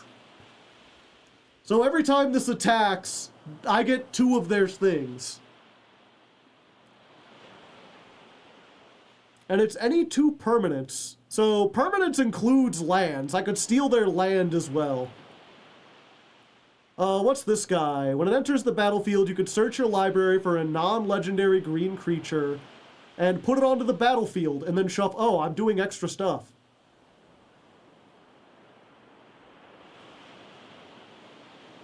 I didn't even notice. Is it a non-legendary with mana cost 3 or lower? Yeah, I could get something good, but I mean, like, why not just get a Bird of Paradise? Why not? And this guy says, when I tap a permanent for mana, I get 3 times as much. So even though on turn 7 I've only got 1, 2, 3, 4, 5 mana, I now have 15 mana. Actually, this one taps for 2, so this is 6, 7, 8, 9, 10, 11, 12, 13, 14, 15, 16, 17, 18. So everything in my hand is easy to play, even the shit that cost a whole lot.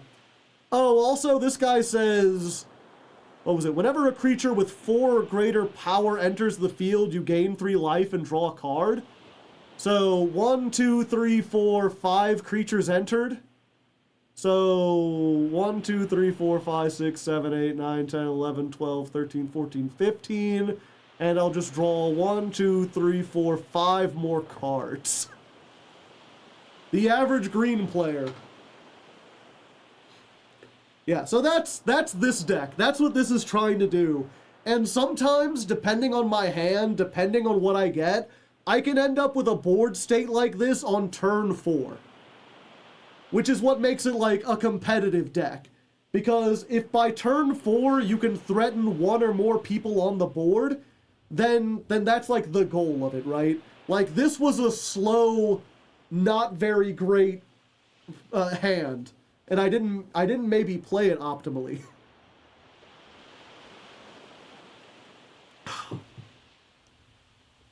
You could have drawn the cards before triggering Galta.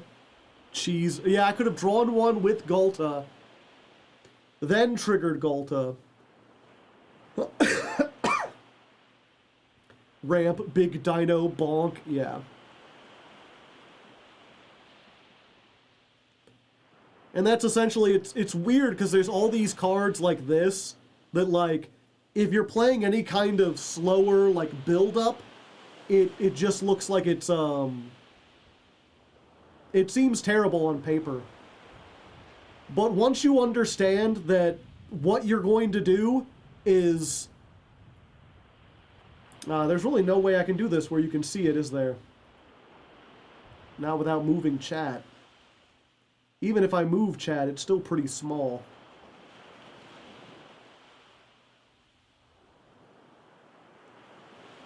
But yeah, this card is, it's a land. It enters into play tapped with 2 depletion counters on it. I can tap it, remove a depletion counter, and get 2 green mana. But if there are no depletion counters on it, send it to the graveyard. You likely wouldn't have been attacked until turn 3 because it was a bit slow, yeah. So what this does is basically like, you get 2 turns where this is worth 2 mana, and then it's destroyed forever. But, like, it doesn't matter. Let's go ahead, let's say we got the 2 counters on it. And it enters tap, so I literally can't do anything this turn. Next turn. What is this one? Oh yeah, the Thorn. Do I have another land? This one's not a land, right? No, it's a sorcery. I probably shouldn't have played this card.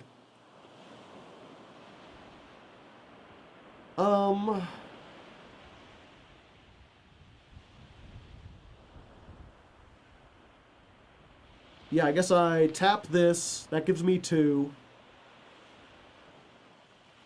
We take 1 counter off. We play this. Non-creatures cost 1 more to play. My deck is mostly creatures. So this is just slowing down everyone else. what they call stacks in Magic, which is like Floodgates, but people don't hate you for playing it as much.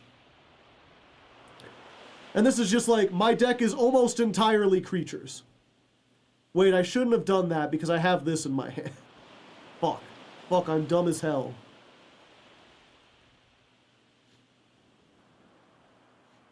Okay. We've got 3 land. Yep, we passing. Turn 4. Fuck. Okay, never mind. I have completely ruined this. I should not have played that. Okay. Let's look at this. This is another, like... It enters the battlefield tapped. It taps to add 1 green.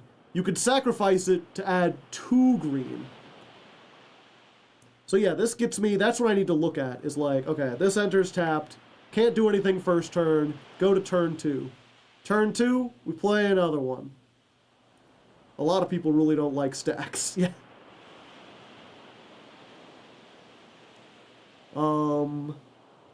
Yep. Tap. Play this. Winter Moon! Players can't untap more than 1 non-basic land.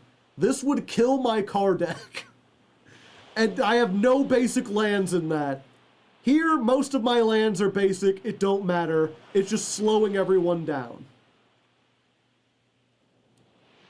We just getting that. Turn 3. Oh dear. Turn 3, we play a forest. Joe plays Sprawl first. Yeah. Tap, play Sprawl. Sprawl is, choose a color. Whenever the enchanted forest is tapped for mana, its controller adds 1 of the chosen color. So basically, I enchant this forest, now it's worth 2 instead of 1. So then I can 1, 2, 3, 4, this goes to the graveyard, Kona is here. Hello, Kona. How are you doing today? Now I don't have any non-basic land, so it's fine. Turn 4. We're gonna do Cavern of Souls. When it enters the battlefield, choose a creature type, add 1 mana of any colors, only spend that to cast the type. So, I've already got my commander out. Usually I choose this and I say beast. But I'm going to say elf here. Not that it really matters. What is this case? Okay, that can't activate this turn. Mana dorks. I have so many mana dorks and I just have not drawn any of them. Convoke. Oh yeah. So Convoke. Your creatures can help cast this spell. Each creature you tap adds 1 mana to it.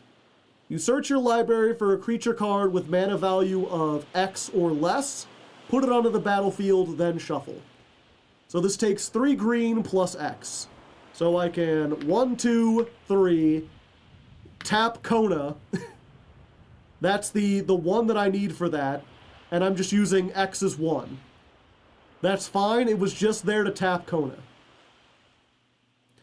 And then I get a Mystic Elf. Move to the battlefield. Mystic Elf, I can tap for 1 mana. I can't this time because it used its effect this turn. But I tapped it, so I go to main phase 2, or I go to battle, I do nothing, I go to main phase 2, and then I cheat out Vorticlex, the Voice of Hunger. Whenever you tap a land for mana, add 1 mana to a pool of any type that land produced. Whenever an opponent taps a land for mana, that land doesn't untap during the next step. So, one of the key things about this game, right, is every turn, next turn, my mana becomes untapped. Now I can use the mana again. This guy just says, fuck you. If you use a land, you're never untapping it ever again. Frozen bank account. Getting this on turn 5 is like the most bullshit of bullshit. Especially because my mana now taps for twice as many. Yeah, so this is like 1, 2, 3, 4, 5 if I need it. I don't play it. What is this thing again? Look at the top 7 cards of your library. Put a creature card from among them onto the battlefield. If it has a mana cost of 3 or less, it gets 3+1 counters. Put the rest on the bottom of your library. Yeah, this is the only problem, is now I need draw power to get to other stuff I can use with this. This is 7. Unfortunately, I don't have 7. I have 1, 2, 3, 4, 5. Oh, I do have 7. So I can do that and play Timber Synthesis. So let's look at the top 7 cards. 1, 2, 3, 4, 5, 6, 7. None of them are creature cards. Son of a bitch.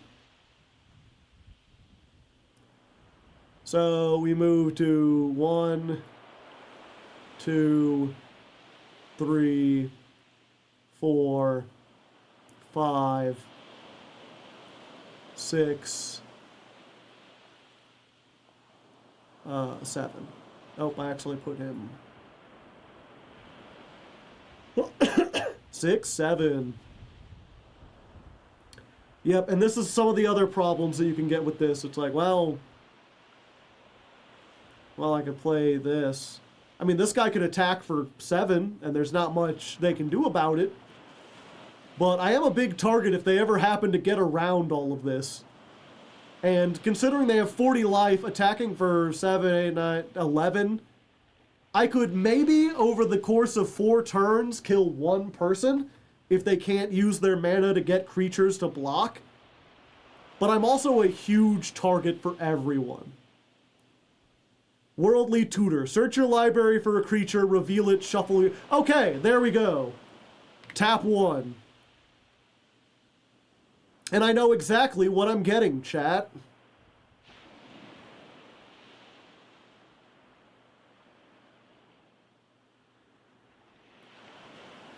I mean, I don't know its name, but I'll know it when I see it.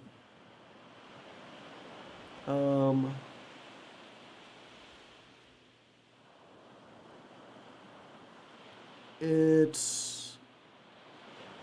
Don't tell me it's on the bottom of my deck or something.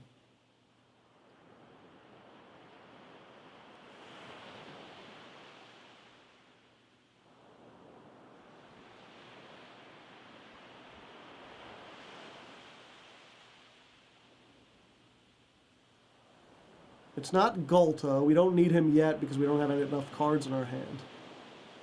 Where the heck is it?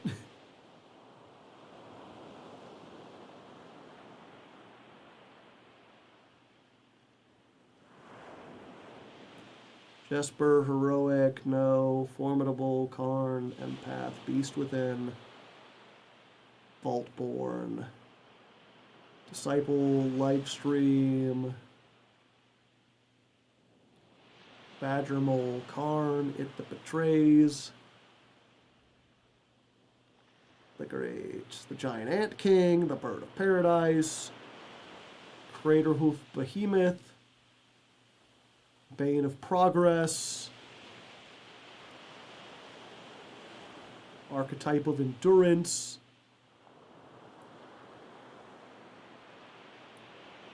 Collective Resistance, Wild Growth. What the heck? How am I missing it over and over again? Who built this deck? Me. If you see flaws, I would like to know. Where the hell is it? He's like the big frog guy.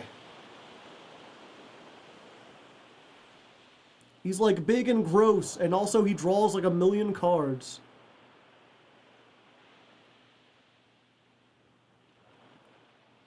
You know what, let's go ahead and shuffle this real quick. Maybe a nice shuffle will help me learn. I tap all my mana and summon Big Chungus. The Chungus of the land.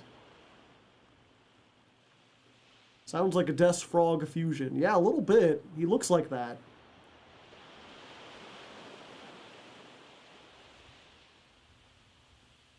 I haven't banished anything. He's not in my hand. He's not in my... I know he's here.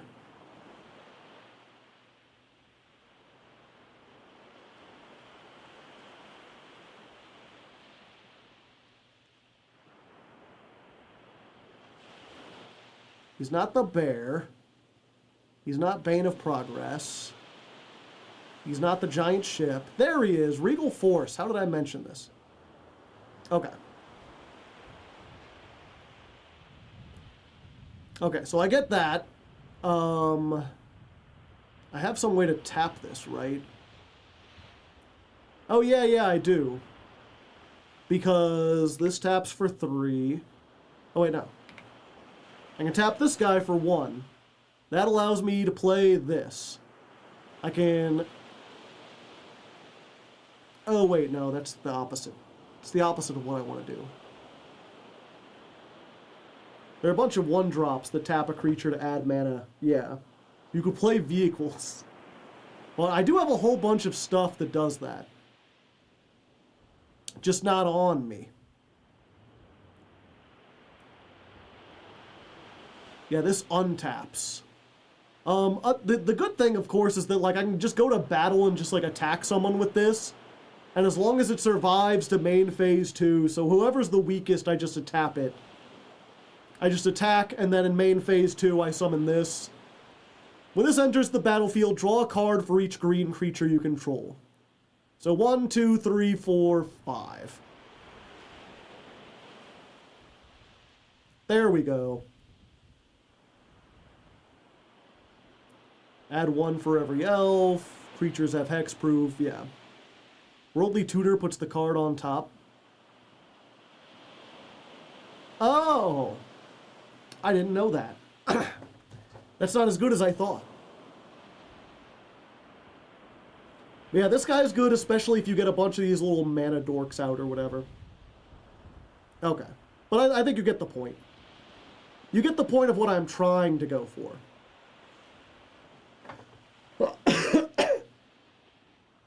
Now, what was it you said that, he thinks the Kona will survive? I mean, if it's on turn 6 and they've been under that, what's it called?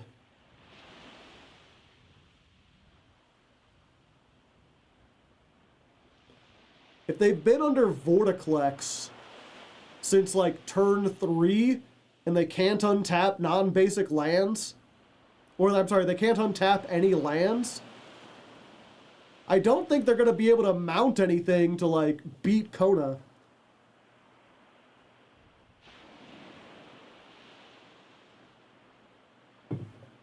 I don't think Chalice of the Void.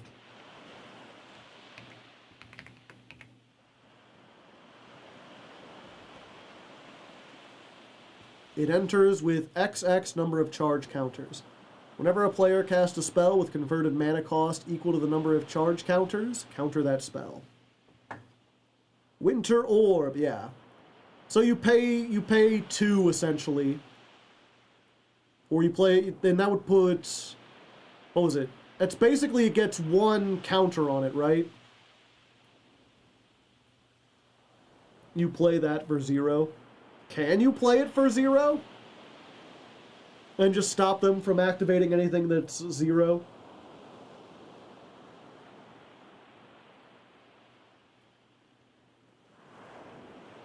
Yeah, that's what they had explained. It was like, most of your stuff costs like 1.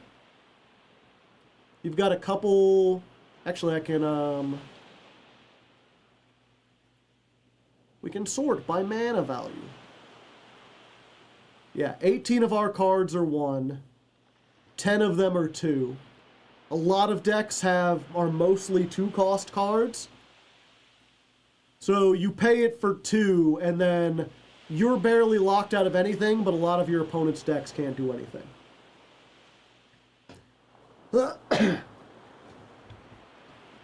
You can also just play it for 0, and then they can't... You know, I can't use Chrome Mox or Summoner's Pact. Now, this is one of those ones that I'm really iffy on, but I think it'll be a good lesson. It'll be an important lesson for me to learn. It's 0. It's free, chat. Search your library for any green creature, reveal it, put it in your hand, then shuffle. At the beginning of your next upkeep, pay 4 or you lose the game.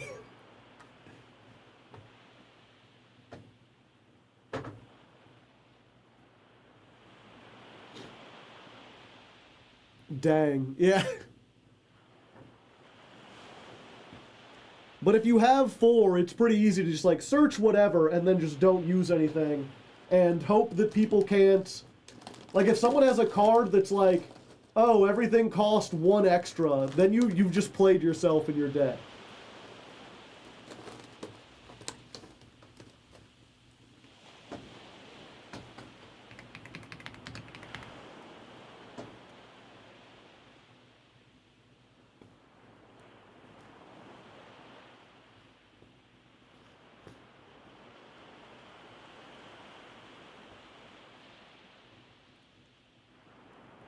Green Sun Zenith. Search your library for a green creature with mana value X or less, put it onto the battlefield, then shuffle. Shuffle into its owner's library. Well, that's pretty good for another tutor.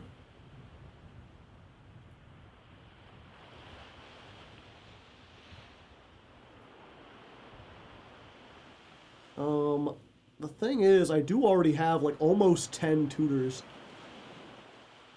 I play this one because it's also removal. This one convokes, so I can use the I can use it to tap Kona.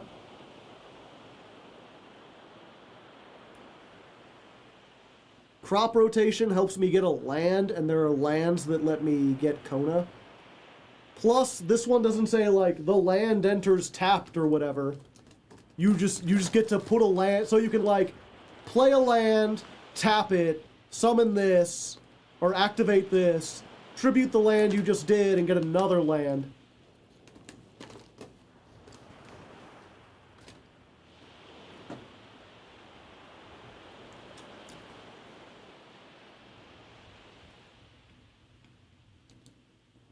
This guy is great because he searches any creature with mana 6 or greater, so like any of my win cons. Most importantly, he's an elf. That's why you get this guy who's like, return an elf to the hand. So you get this guy back and you can just keep summoning him. Crop rotation gets Cradle. What's Cradle?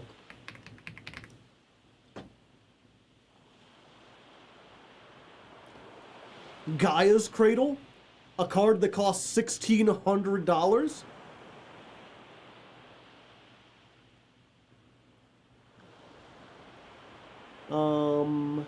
Oh yeah, add 1 green mana for every creature you control.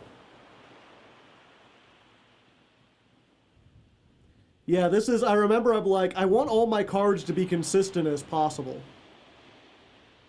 So I pick like this one. And they put this little thing like, this printing is memorabilia and is typically not tournament legal. Yeah, so I didn't include, what was it? My, one of my rules with my friends where they're like, we're playing with proxies, so you can do anything, but they're like, try to do it within reason. None of us are playing like $1,000 cards. It's a reserve list card. Yeah. Like, we've all agreed to just, like, not play stuff like, Black Lotus, you know? So I feel like Gaia's Cradle is like, yeah, let's not play that one.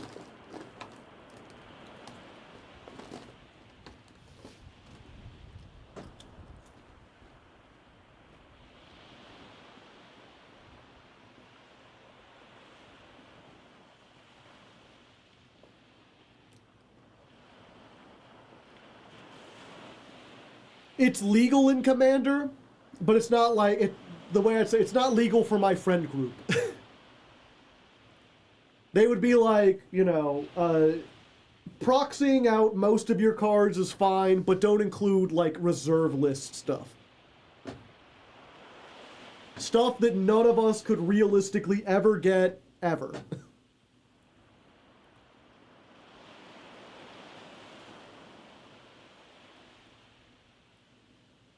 I once organized $50 Commander and my friends couldn't do it. Yeah, Formidable Speaker is discard a card, add any creature. This gets me anything. This, I think maybe if I'm going to remove something, keep it down to 8 tutors. Get rid of the one that might kill me and also costs a whole lot.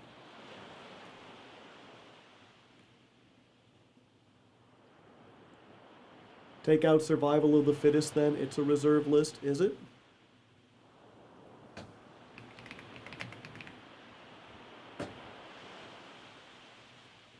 It's only $400 though. That's 1/4 of the price of the Gaia card.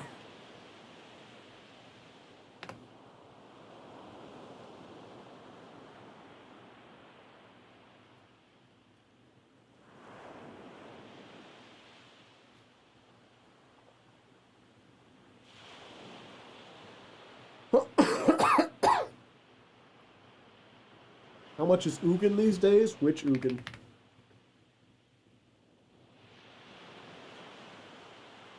Not a ton compared to other cards.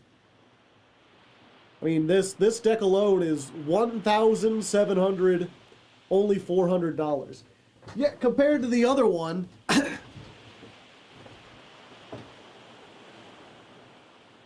the other one would literally double the price of my deck.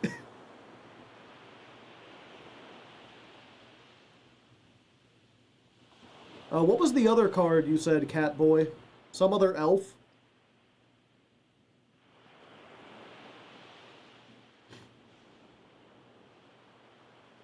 Just a mere 400. I wonder if I went by,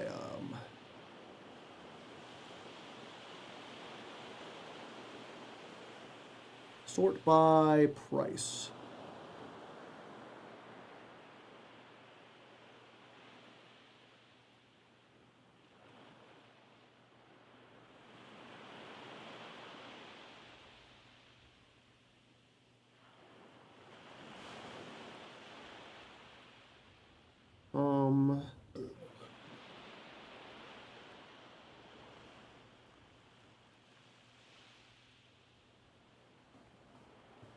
Okay.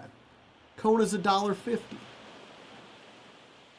Why does City of Traders not have any price for it?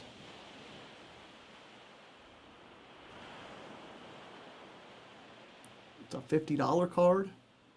I guess because I've chosen this, like, boring-looking version. 35 cents. 50 cents. Yeah, Chrome Mox is $170.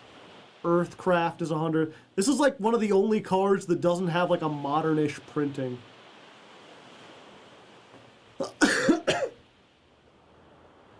It only comes in like the ugly old black border.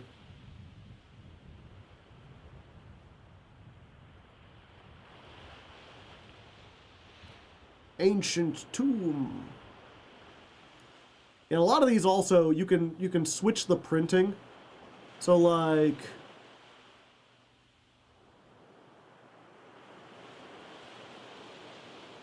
if I were trying to save money, I could get a version of this that was $60 or $70, but had the old art style. But since I'm printing proxies anyway, I'll just go for the one that, like, matches the modern style of everything else.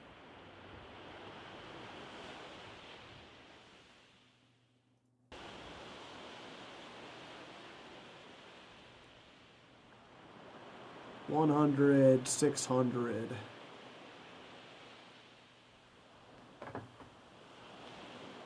Look, there's a Chrome Mox for $42.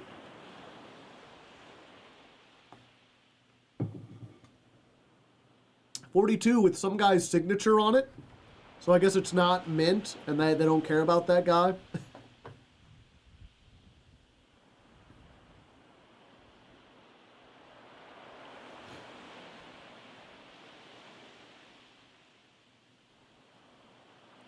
Gold border is not legal. Ah, I see. What would be, what's pauper? Is pauper like a, it's just like common printings, right? It doesn't actually necessarily mean like a cheap deck. Earthcraft plus Squirrel's Nest is infinite.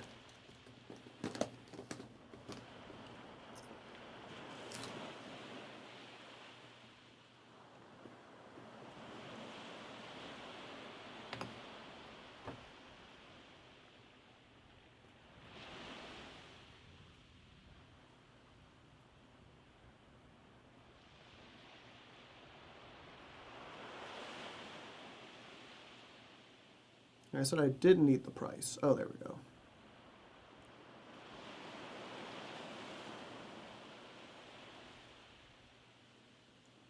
Yeah, I'm curious. Oops. Not what I wanted to do. How much is my card deck? My card deck is significantly cheaper. Only $780, chat.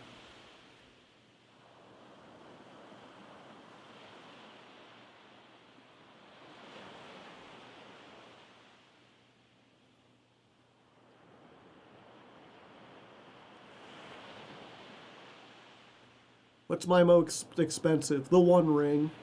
The One Ring is like $100. The cheapest version is like $100.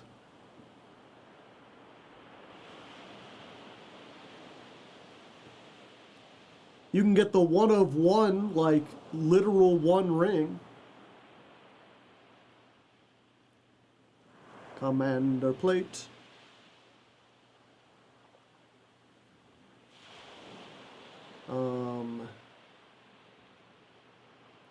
Yeah, it's crazy it's crazy to me as a Yu-Gi-Oh player that a card like this could have 1, 2, 3, 4, 5, 6, 7, 8 printings and still be a $50 card. I'm pretty sure Post Malone owns that.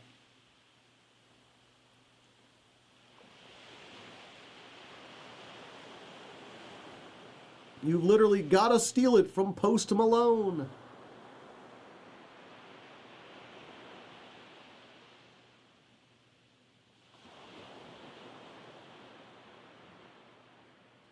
He bought it for $2 million.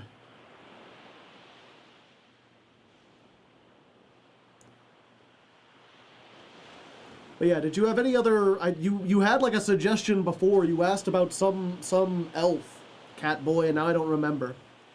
Commander plate only has one real printing. I see.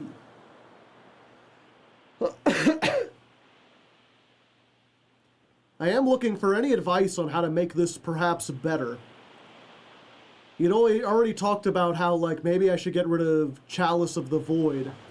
I feel like I need another Stacks card to replace it with. If I was going to do so.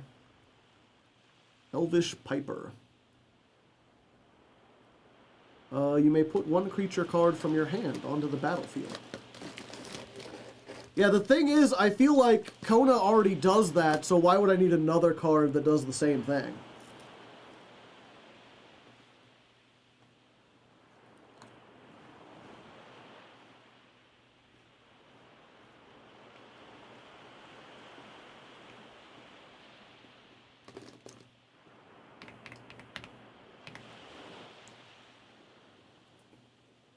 Trinosphere? Damn, Fallout. Give me one that looks decent. As long as this is untapped, each spell that would cost less than 3 mana to cast costs 3 mana to cast.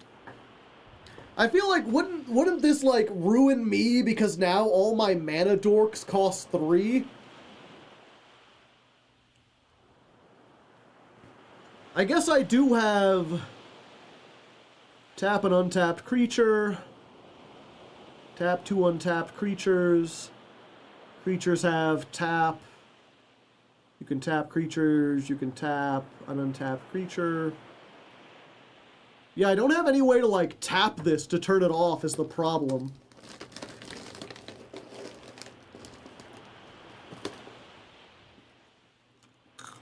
And my deck is like a whole bunch of 1 and 2 drop dorks.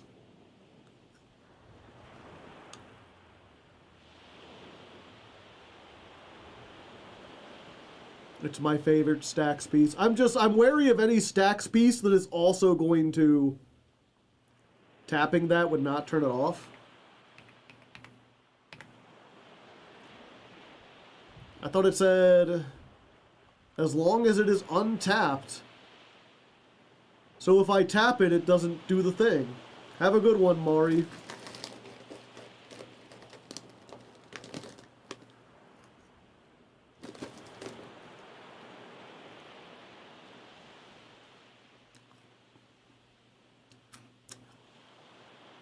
It specifically says it does that, yeah.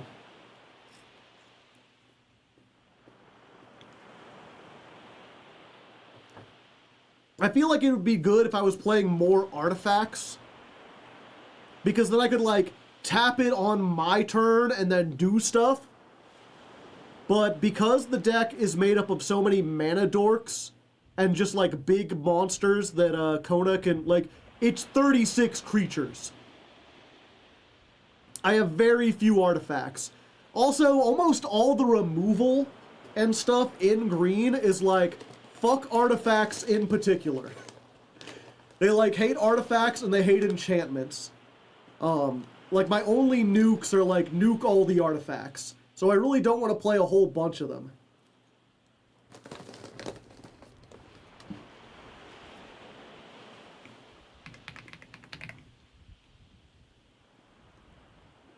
Emerald Charm?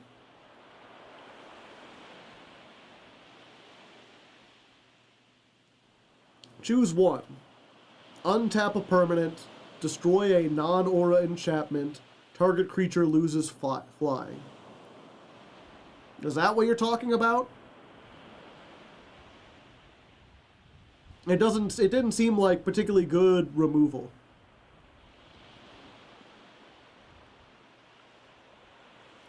Or is there another emerald?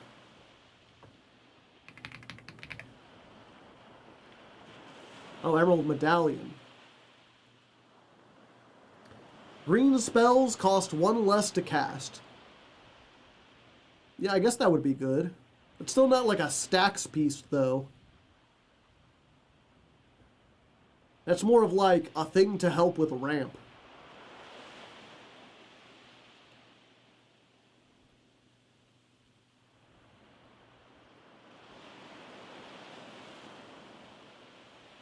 Maybe you should do a Karibo deck, Master Dual Climb.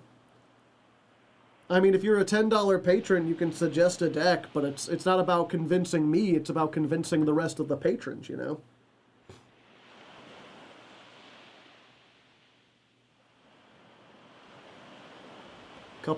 Yeah. I mean, I do have a bunch of those.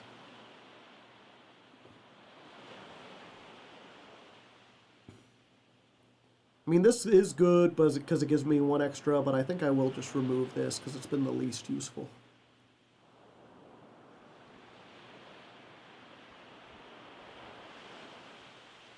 Yeah, I'm still just looking for something to replace this. The 3-ball doesn't work. Was there another one that someone had? Avendo? Avendo. The Waking Haven.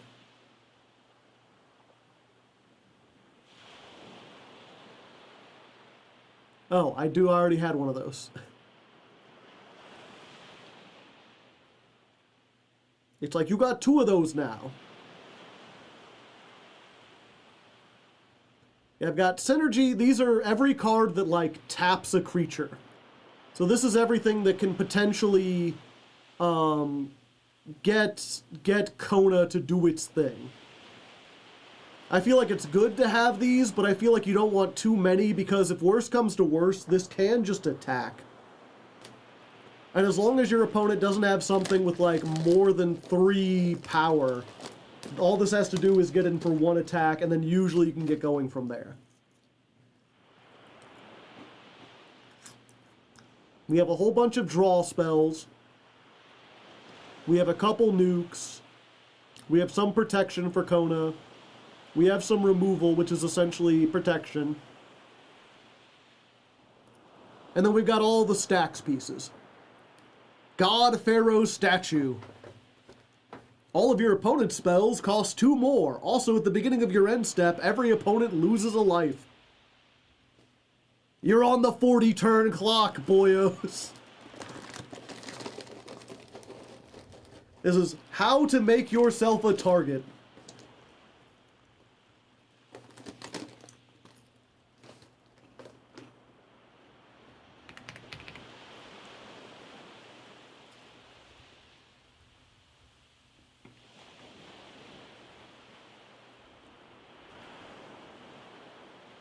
Players cannot play any artifact abilities requiring an activation cost.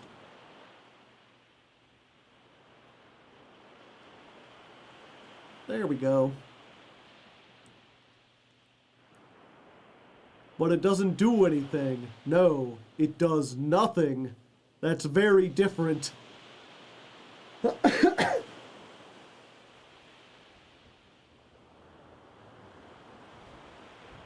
You can use tap effects. Yeah, that was, I think the reason I didn't include this one, because I remember seeing it, was that I didn't know what an activated ability is.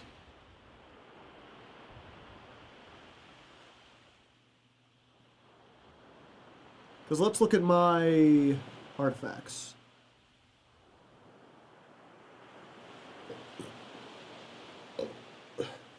Oh, you can't use tap effects. So Chrome Mox doesn't work. This can no longer nuke.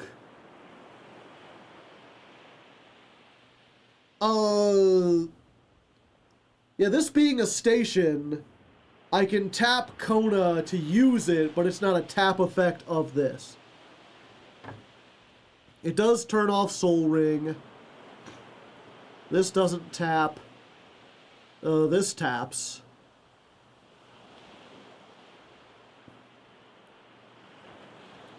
This, it stops me from getting rid of this. It is triggered. Gotcha.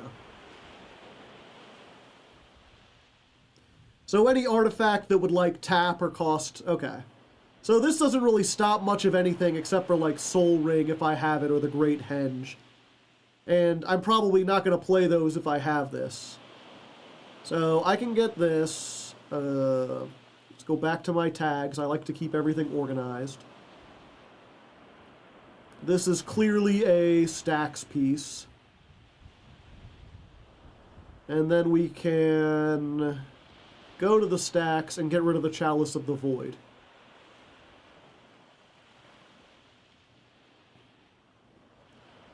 It only stops the mana effect of Great Henge. Yeah. And to be fair, Great Henge is one of those ones that, like, I keep thinking I should remove. Because it doesn't really help my win condition. It's just so good if you're set up. Like, it basically helps you close out games. Because it costs fucking 9, but it costs less... what was it? It costs X less to cast, where X is the greatest power among the creatures you control. And the whole point of this deck is to get a guy out who has, like, 6 to 12.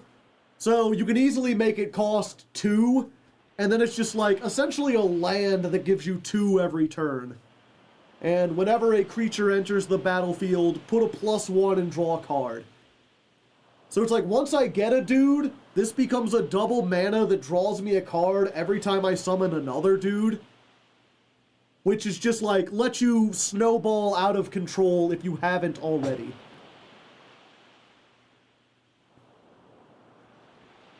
But you do have to kind of be set up already. What was it? Collector Oof. Is that how you pronounce it?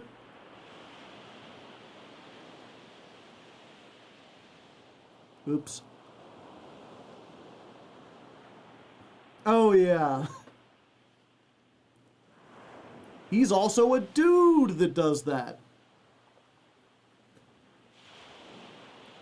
Yeah, I guess if I'm already playing a thing that says you can't activate artifacts. The problem I feel like when it comes to stacks, you want to have like a variety. Like, I've already got Karn that says your opponent can't activate artifacts. I've now got Null Rod that says your opponent can't activate artifacts. Having a third guy that says you can't activate artifacts feels like a little overboard.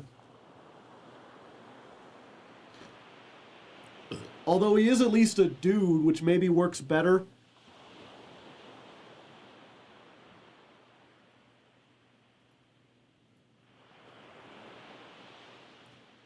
Like, if I'm gonna play... If I'm gonna play a deck full of dudes, maybe it's better. That way, if I end up, like, clearing everything, I don't clear my dude. Have you tried the new League game? No. I haven't tried the old League game. Yeah, so maybe get rid of Null Rod and just have this little goblin-ass fucker.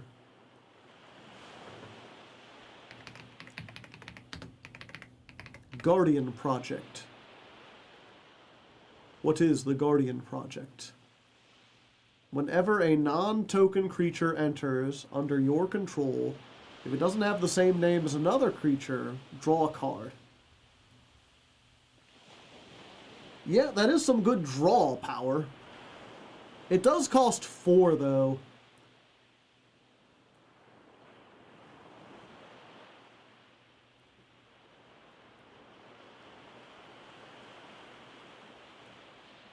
Four is a lot. The thing is, it's 4 for something that, like, every turn I'll be able to draw 1. Most of my draw power is, like, sacrifice a creature, draw X cards where X is equal to that monster's power. So it's all, like, all I gotta do is get out one big dude. Like the Allosaur, and then I draw 10 cards. Redundancy is the middle name of EDH. That's what the D stands for. Redundancy.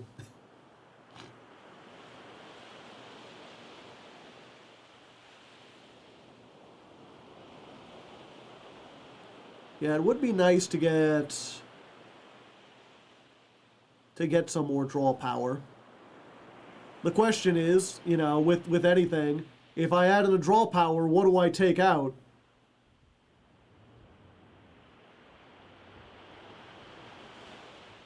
Do I get rid of the world, the big tree thing? The Great Henge? Do I get rid of one of my many ramp cards? I feel like I had a little bit of trouble ramping there. Do I maybe play less removal? That's the one thing that you don't get when trying to, like, test this deck. Like, just play testing it. Is I have every removal card just sit empty in my hand because I don't have anything to actually remove.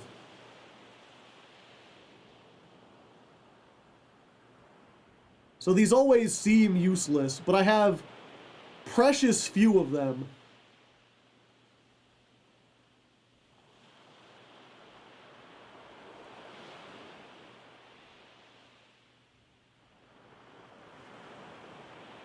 Maybe I could have one less stacks. Slightly less of an asshole.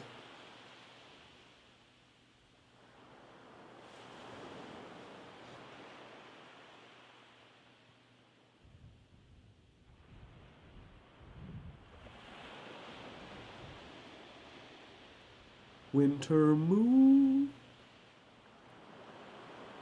Winter mood. Yeah, I guess I could get rid of some of these big dudes too.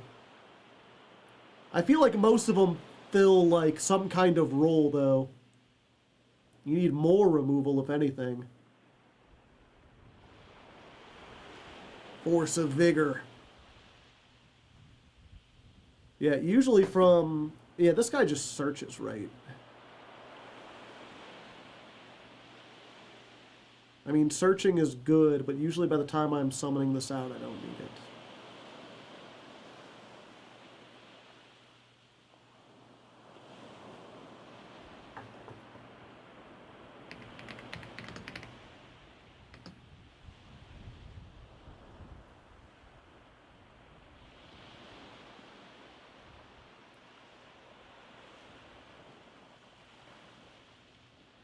Huh. I must already have it tagged because it's not showing up in my untagged stuff.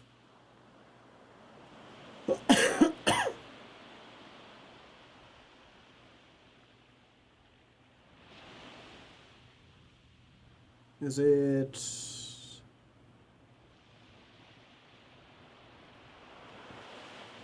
Weird printing that makes it difficult to read.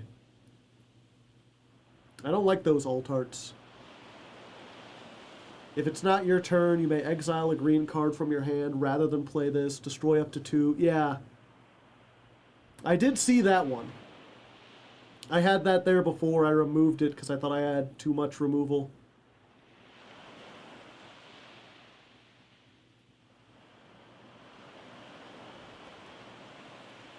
But that's the thing, is like, if I get more removal, what do I...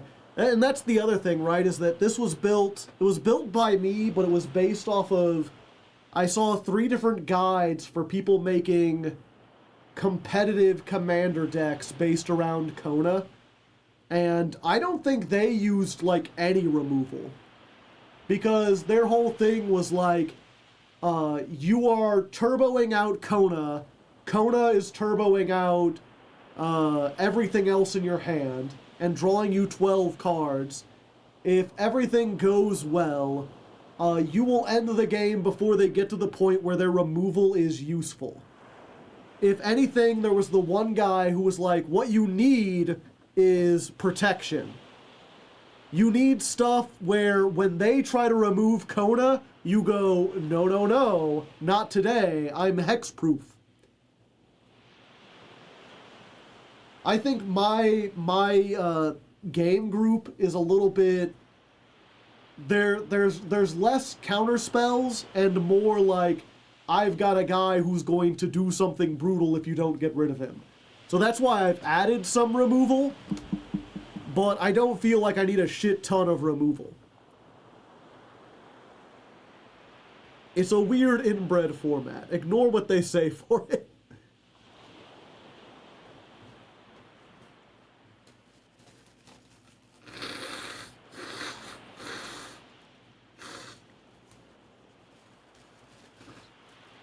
Ugh, pardon me.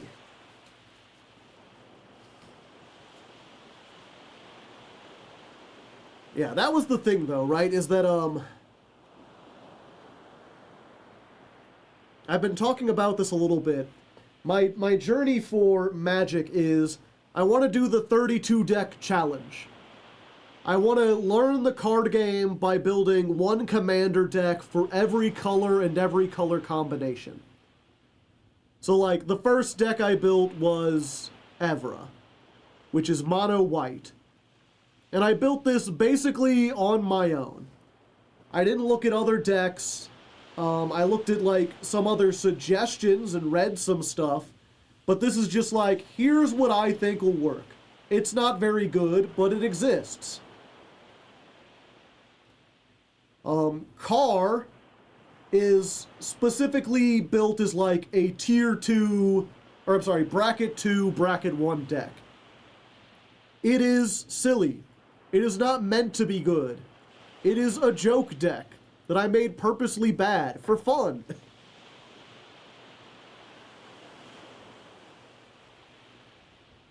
It is made entirely of just like goofy shit and cards that I thought were funny and cards that have, like, cars in them.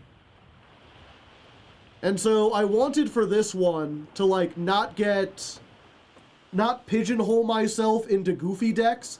I wanted to go the opposite.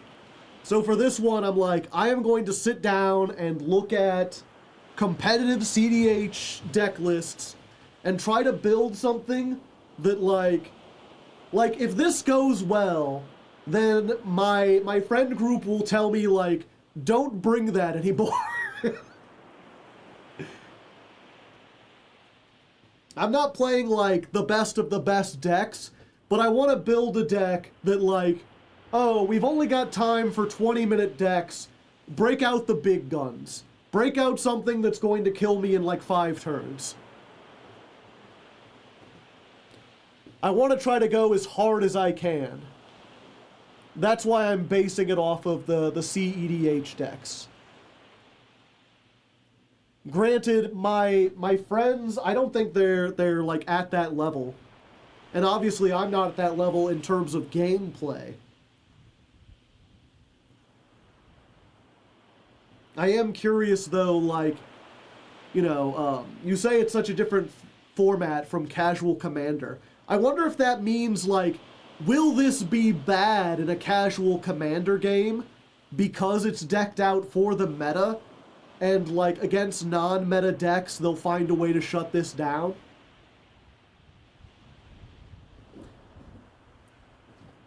It's a format where a person would be born without knees. Maybe. Yeah, I guess there's only one way to find out.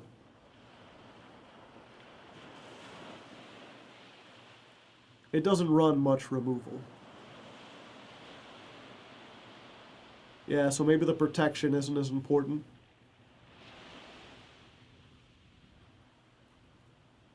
But to each their own. I guess we'll see. I mean, that's the thing. I can try to min-max this as much as I want, but at the end of the day, we won't find out until we play it. And then I've already decided, I think my next one, I've got to dip into blue. I haven't started on it yet, but I've been looking around and I was like, ah, the Mind Skinner, you say. This card can't be blocked. If a source you control would deal damage, prevent that damage and each opponent mills that many cards. So it's got 10 attack for 3, which is ridiculously high attack, but it doesn't deal damage, it deals mill. It's funny, yeah. This seemed like something that would be like, you know, I gotta build a mill deck, I gotta try to build something a little goofy, but also, it'll be more serious than the car deck. Because it'll be goofy built around a mechanic instead of goofy around the visuals. And then the other ones I'm less certain about. Let's just open up these. Archive Trap, my beloved. Yeah, I had two black decks I was thinking about. One is Tiny Bones, the Trinket Thief. At the beginning of each end step, if an opponent discarded a card this turn, you can draw a card and lose 1 life. And then I can pay 6. Each opponent with no cards in hand loses 10 life.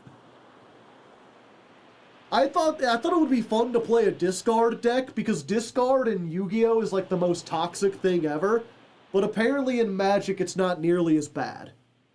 So the idea of a deck that's like, what I want to do is make every opponent discard their entire hand.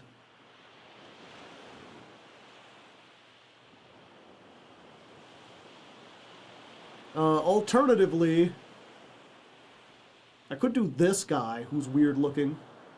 What was this why? His power and toughness are equal to the number of swamps you control. Discard another card named Corlash. Okay, I won't be able to do that. I love making people discard cards. Tiny Bones is pretty toxic. Yeah, and this guy is just like Shrek Turbo, right? Get out of my swamp! The more swamps I have, the stronger I become. This is the car deck, but it would actually be good. Get as many lands as possible.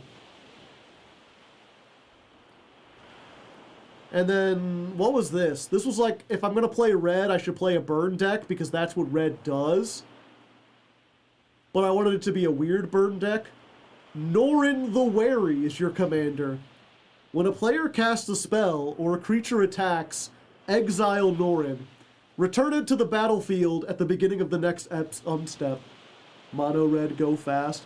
Yeah, so this is literally like, if your opponent does something, this guy gets spooked and leaves. He goes, huh, and dodges. He's so easily startled, chat. But I'm pretty sure there's a way that's like, he has a potential bit. Yeah, I'm pretty sure there's cards that's like, anytime a card you control is exiled, burn your opponent. And then there's some way to bring Norin back at the beginning of, what was it? At the beginning of the next end step. So there's some way to, like, you know, it gets banished, like, during your opponent's turn, they do something, Norin leaves, they take a damage, then I can play something that brings him back, they do something again, so it's kind of like this, Taxman to build.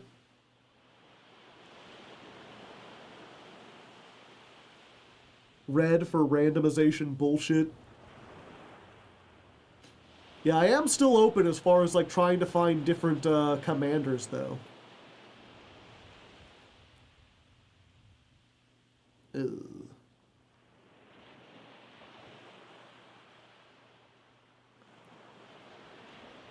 You all public decks. Was this? No, I don't need to look here. I need to go to EDH Rec. Yeah, I am open to other commanders. If there's any, while I'm here, I think we're about done for tonight because my throat's starting to hurt. But if you have any suggestions for interesting commanders I should look at, specifically like mono, black, blue, or red, let me know. I'll give them a check.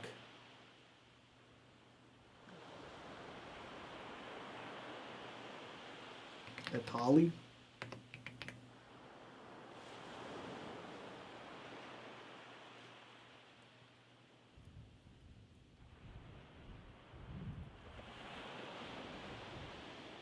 Dinosaur.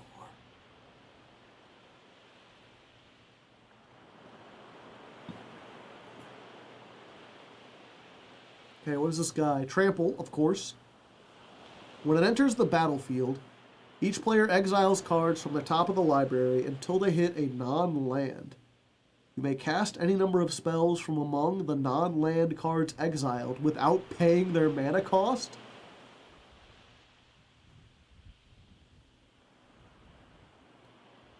So, I exile... Wait, each player... When they say you may cast...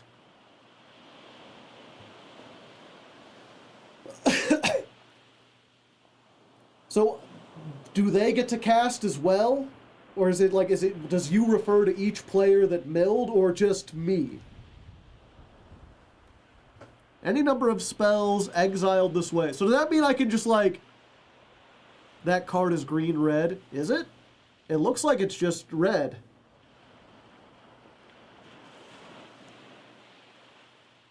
Steal them. Yeah, where's the green part of it? Backside. Yeah, but it doesn't have any mana costs. He transforms. When it deals combat damage, they get that many poison counters. They get 10 or more poison counters, they lose the game. The flip is Phyrexian green. Huh. Weird. Okay, so he's green-red. So he don't count. Maybe if I get to green-red, I'll do that. What was the other one? Magda. The Brazen Outlaw. They doing something there. Other dwarves get +1/+0. Whenever a dwarf you control becomes tapped, create a treasure. Sacrifice 5 treasures to search for an artifact or dragon. Put that library on the put that on the battlefield, then shuffle. Okay, so this is Dwarves and Dragons. It's like Dungeons and Dragons, but with fundamental differences. So make dwarves, tap dwarves. Dwarves get you treasure, trade treasures for dragons.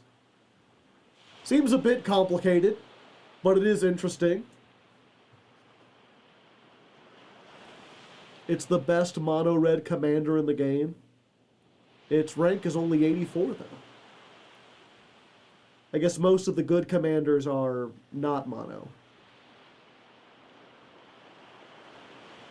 Gisa.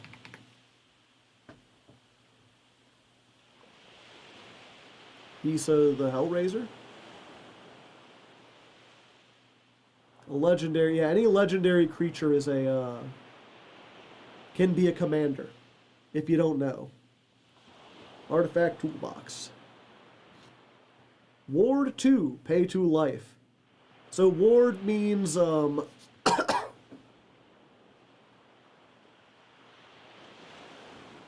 yeah, ward means if they want to target this with a spell, they have to pay that cost. Just 2 mana and 2 life. Skeletons and zombies get +1 and have menace. I don't know what menace is. If they don't pay the cost, it counters. Gotcha. Whenever you commit a crime, create 2 tapped black and blue zombie rogue creatures. This creature, this ability triggers only once each turn. Menace means they need 2 creatures to block them. Targeting opponents, anything they control, and or in their graveyard is a crime.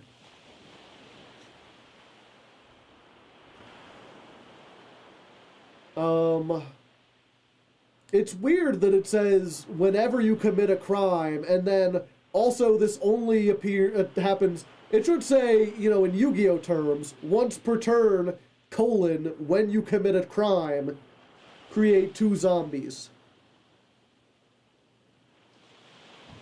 So this is just zombie make. I really don't always. It's funny, the first couple times I played Magic, I really liked the notion of making infinite tokens. Because it's one of the things that Magic does a lot, where you can just, because you have an infinite field, you can just make a whole shit ton of tokens. But keeping track of it in a pen and paper game is like such a hassle that I really want to try to avoid any deck where I'm creating a billion tokens. It's addicted to keywords, yeah.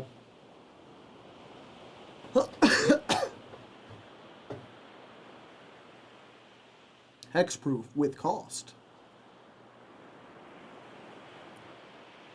Insidious Roots is the best for that kind of stuff. I love making a gazillion tokens. I mean, I do like doing it only when I can do it, like, all at once, right? My Evra deck.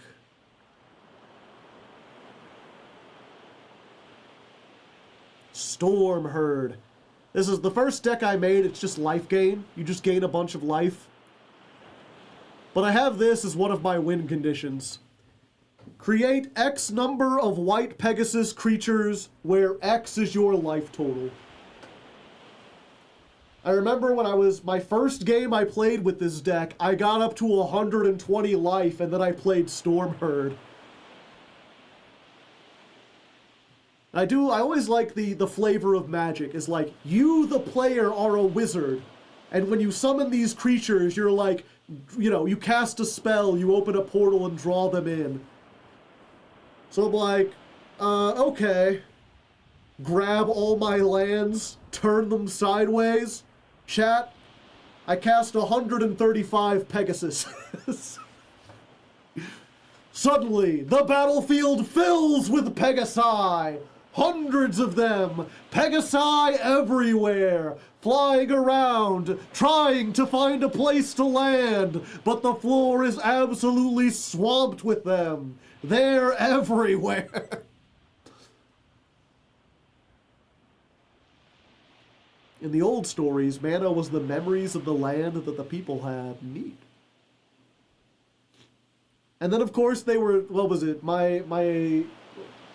I was like, you know, it doesn't matter how many monsters you have. If I swing with 128 of something, you probably can't block all of them. You will take enough damage to die. And so the next, what was it? It was, I think Frank was like 2 turns later. He played some card that's like, each player picks one creature to get like a sanctity token. Or, yeah, not token, a sanctity counter. Then, exile every creature except the ones that have sanctity counters. So it's like, I pick one solemn Pegasus from among the group. I hand it this slight thing. What's gonna happen, boss? Like, just close your eyes. It'll be over in a second. In a flash, a genocide of Pegasi. They're all banished to the Netherrealm, except the one lone Pegasus who remains, wondering where his brethren disappeared to. What happened? Where did they go? Blinked out of existence by a cruel mage's spell. They never even got a chance to attack. It really does kind of put us, the players, into like a bad light where I'm like, yeah, to win an argument with another wizard, I did summon 100 horses from an alternate dimension. And then my friend blinked them out of existence.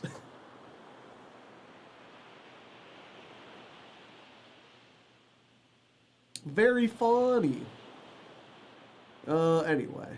I think that's about it for tonight. I didn't mean to go 4 hours. But I got the thing. I can turn that into a video. Thank you all for keeping me company. I hope you had a fun time chatting about the channel and magic and everything else. Unless I think I should be good. You know, I had to blow my nose a little bit, but I feel like I'm mostly getting better. Unless this somehow stressed me out more than I realized, I should be back on Thursday. We'll have a more traditional Yu-Gi-Oh! Stream. I'll be building the Speedroid deck, so you can look forward to that.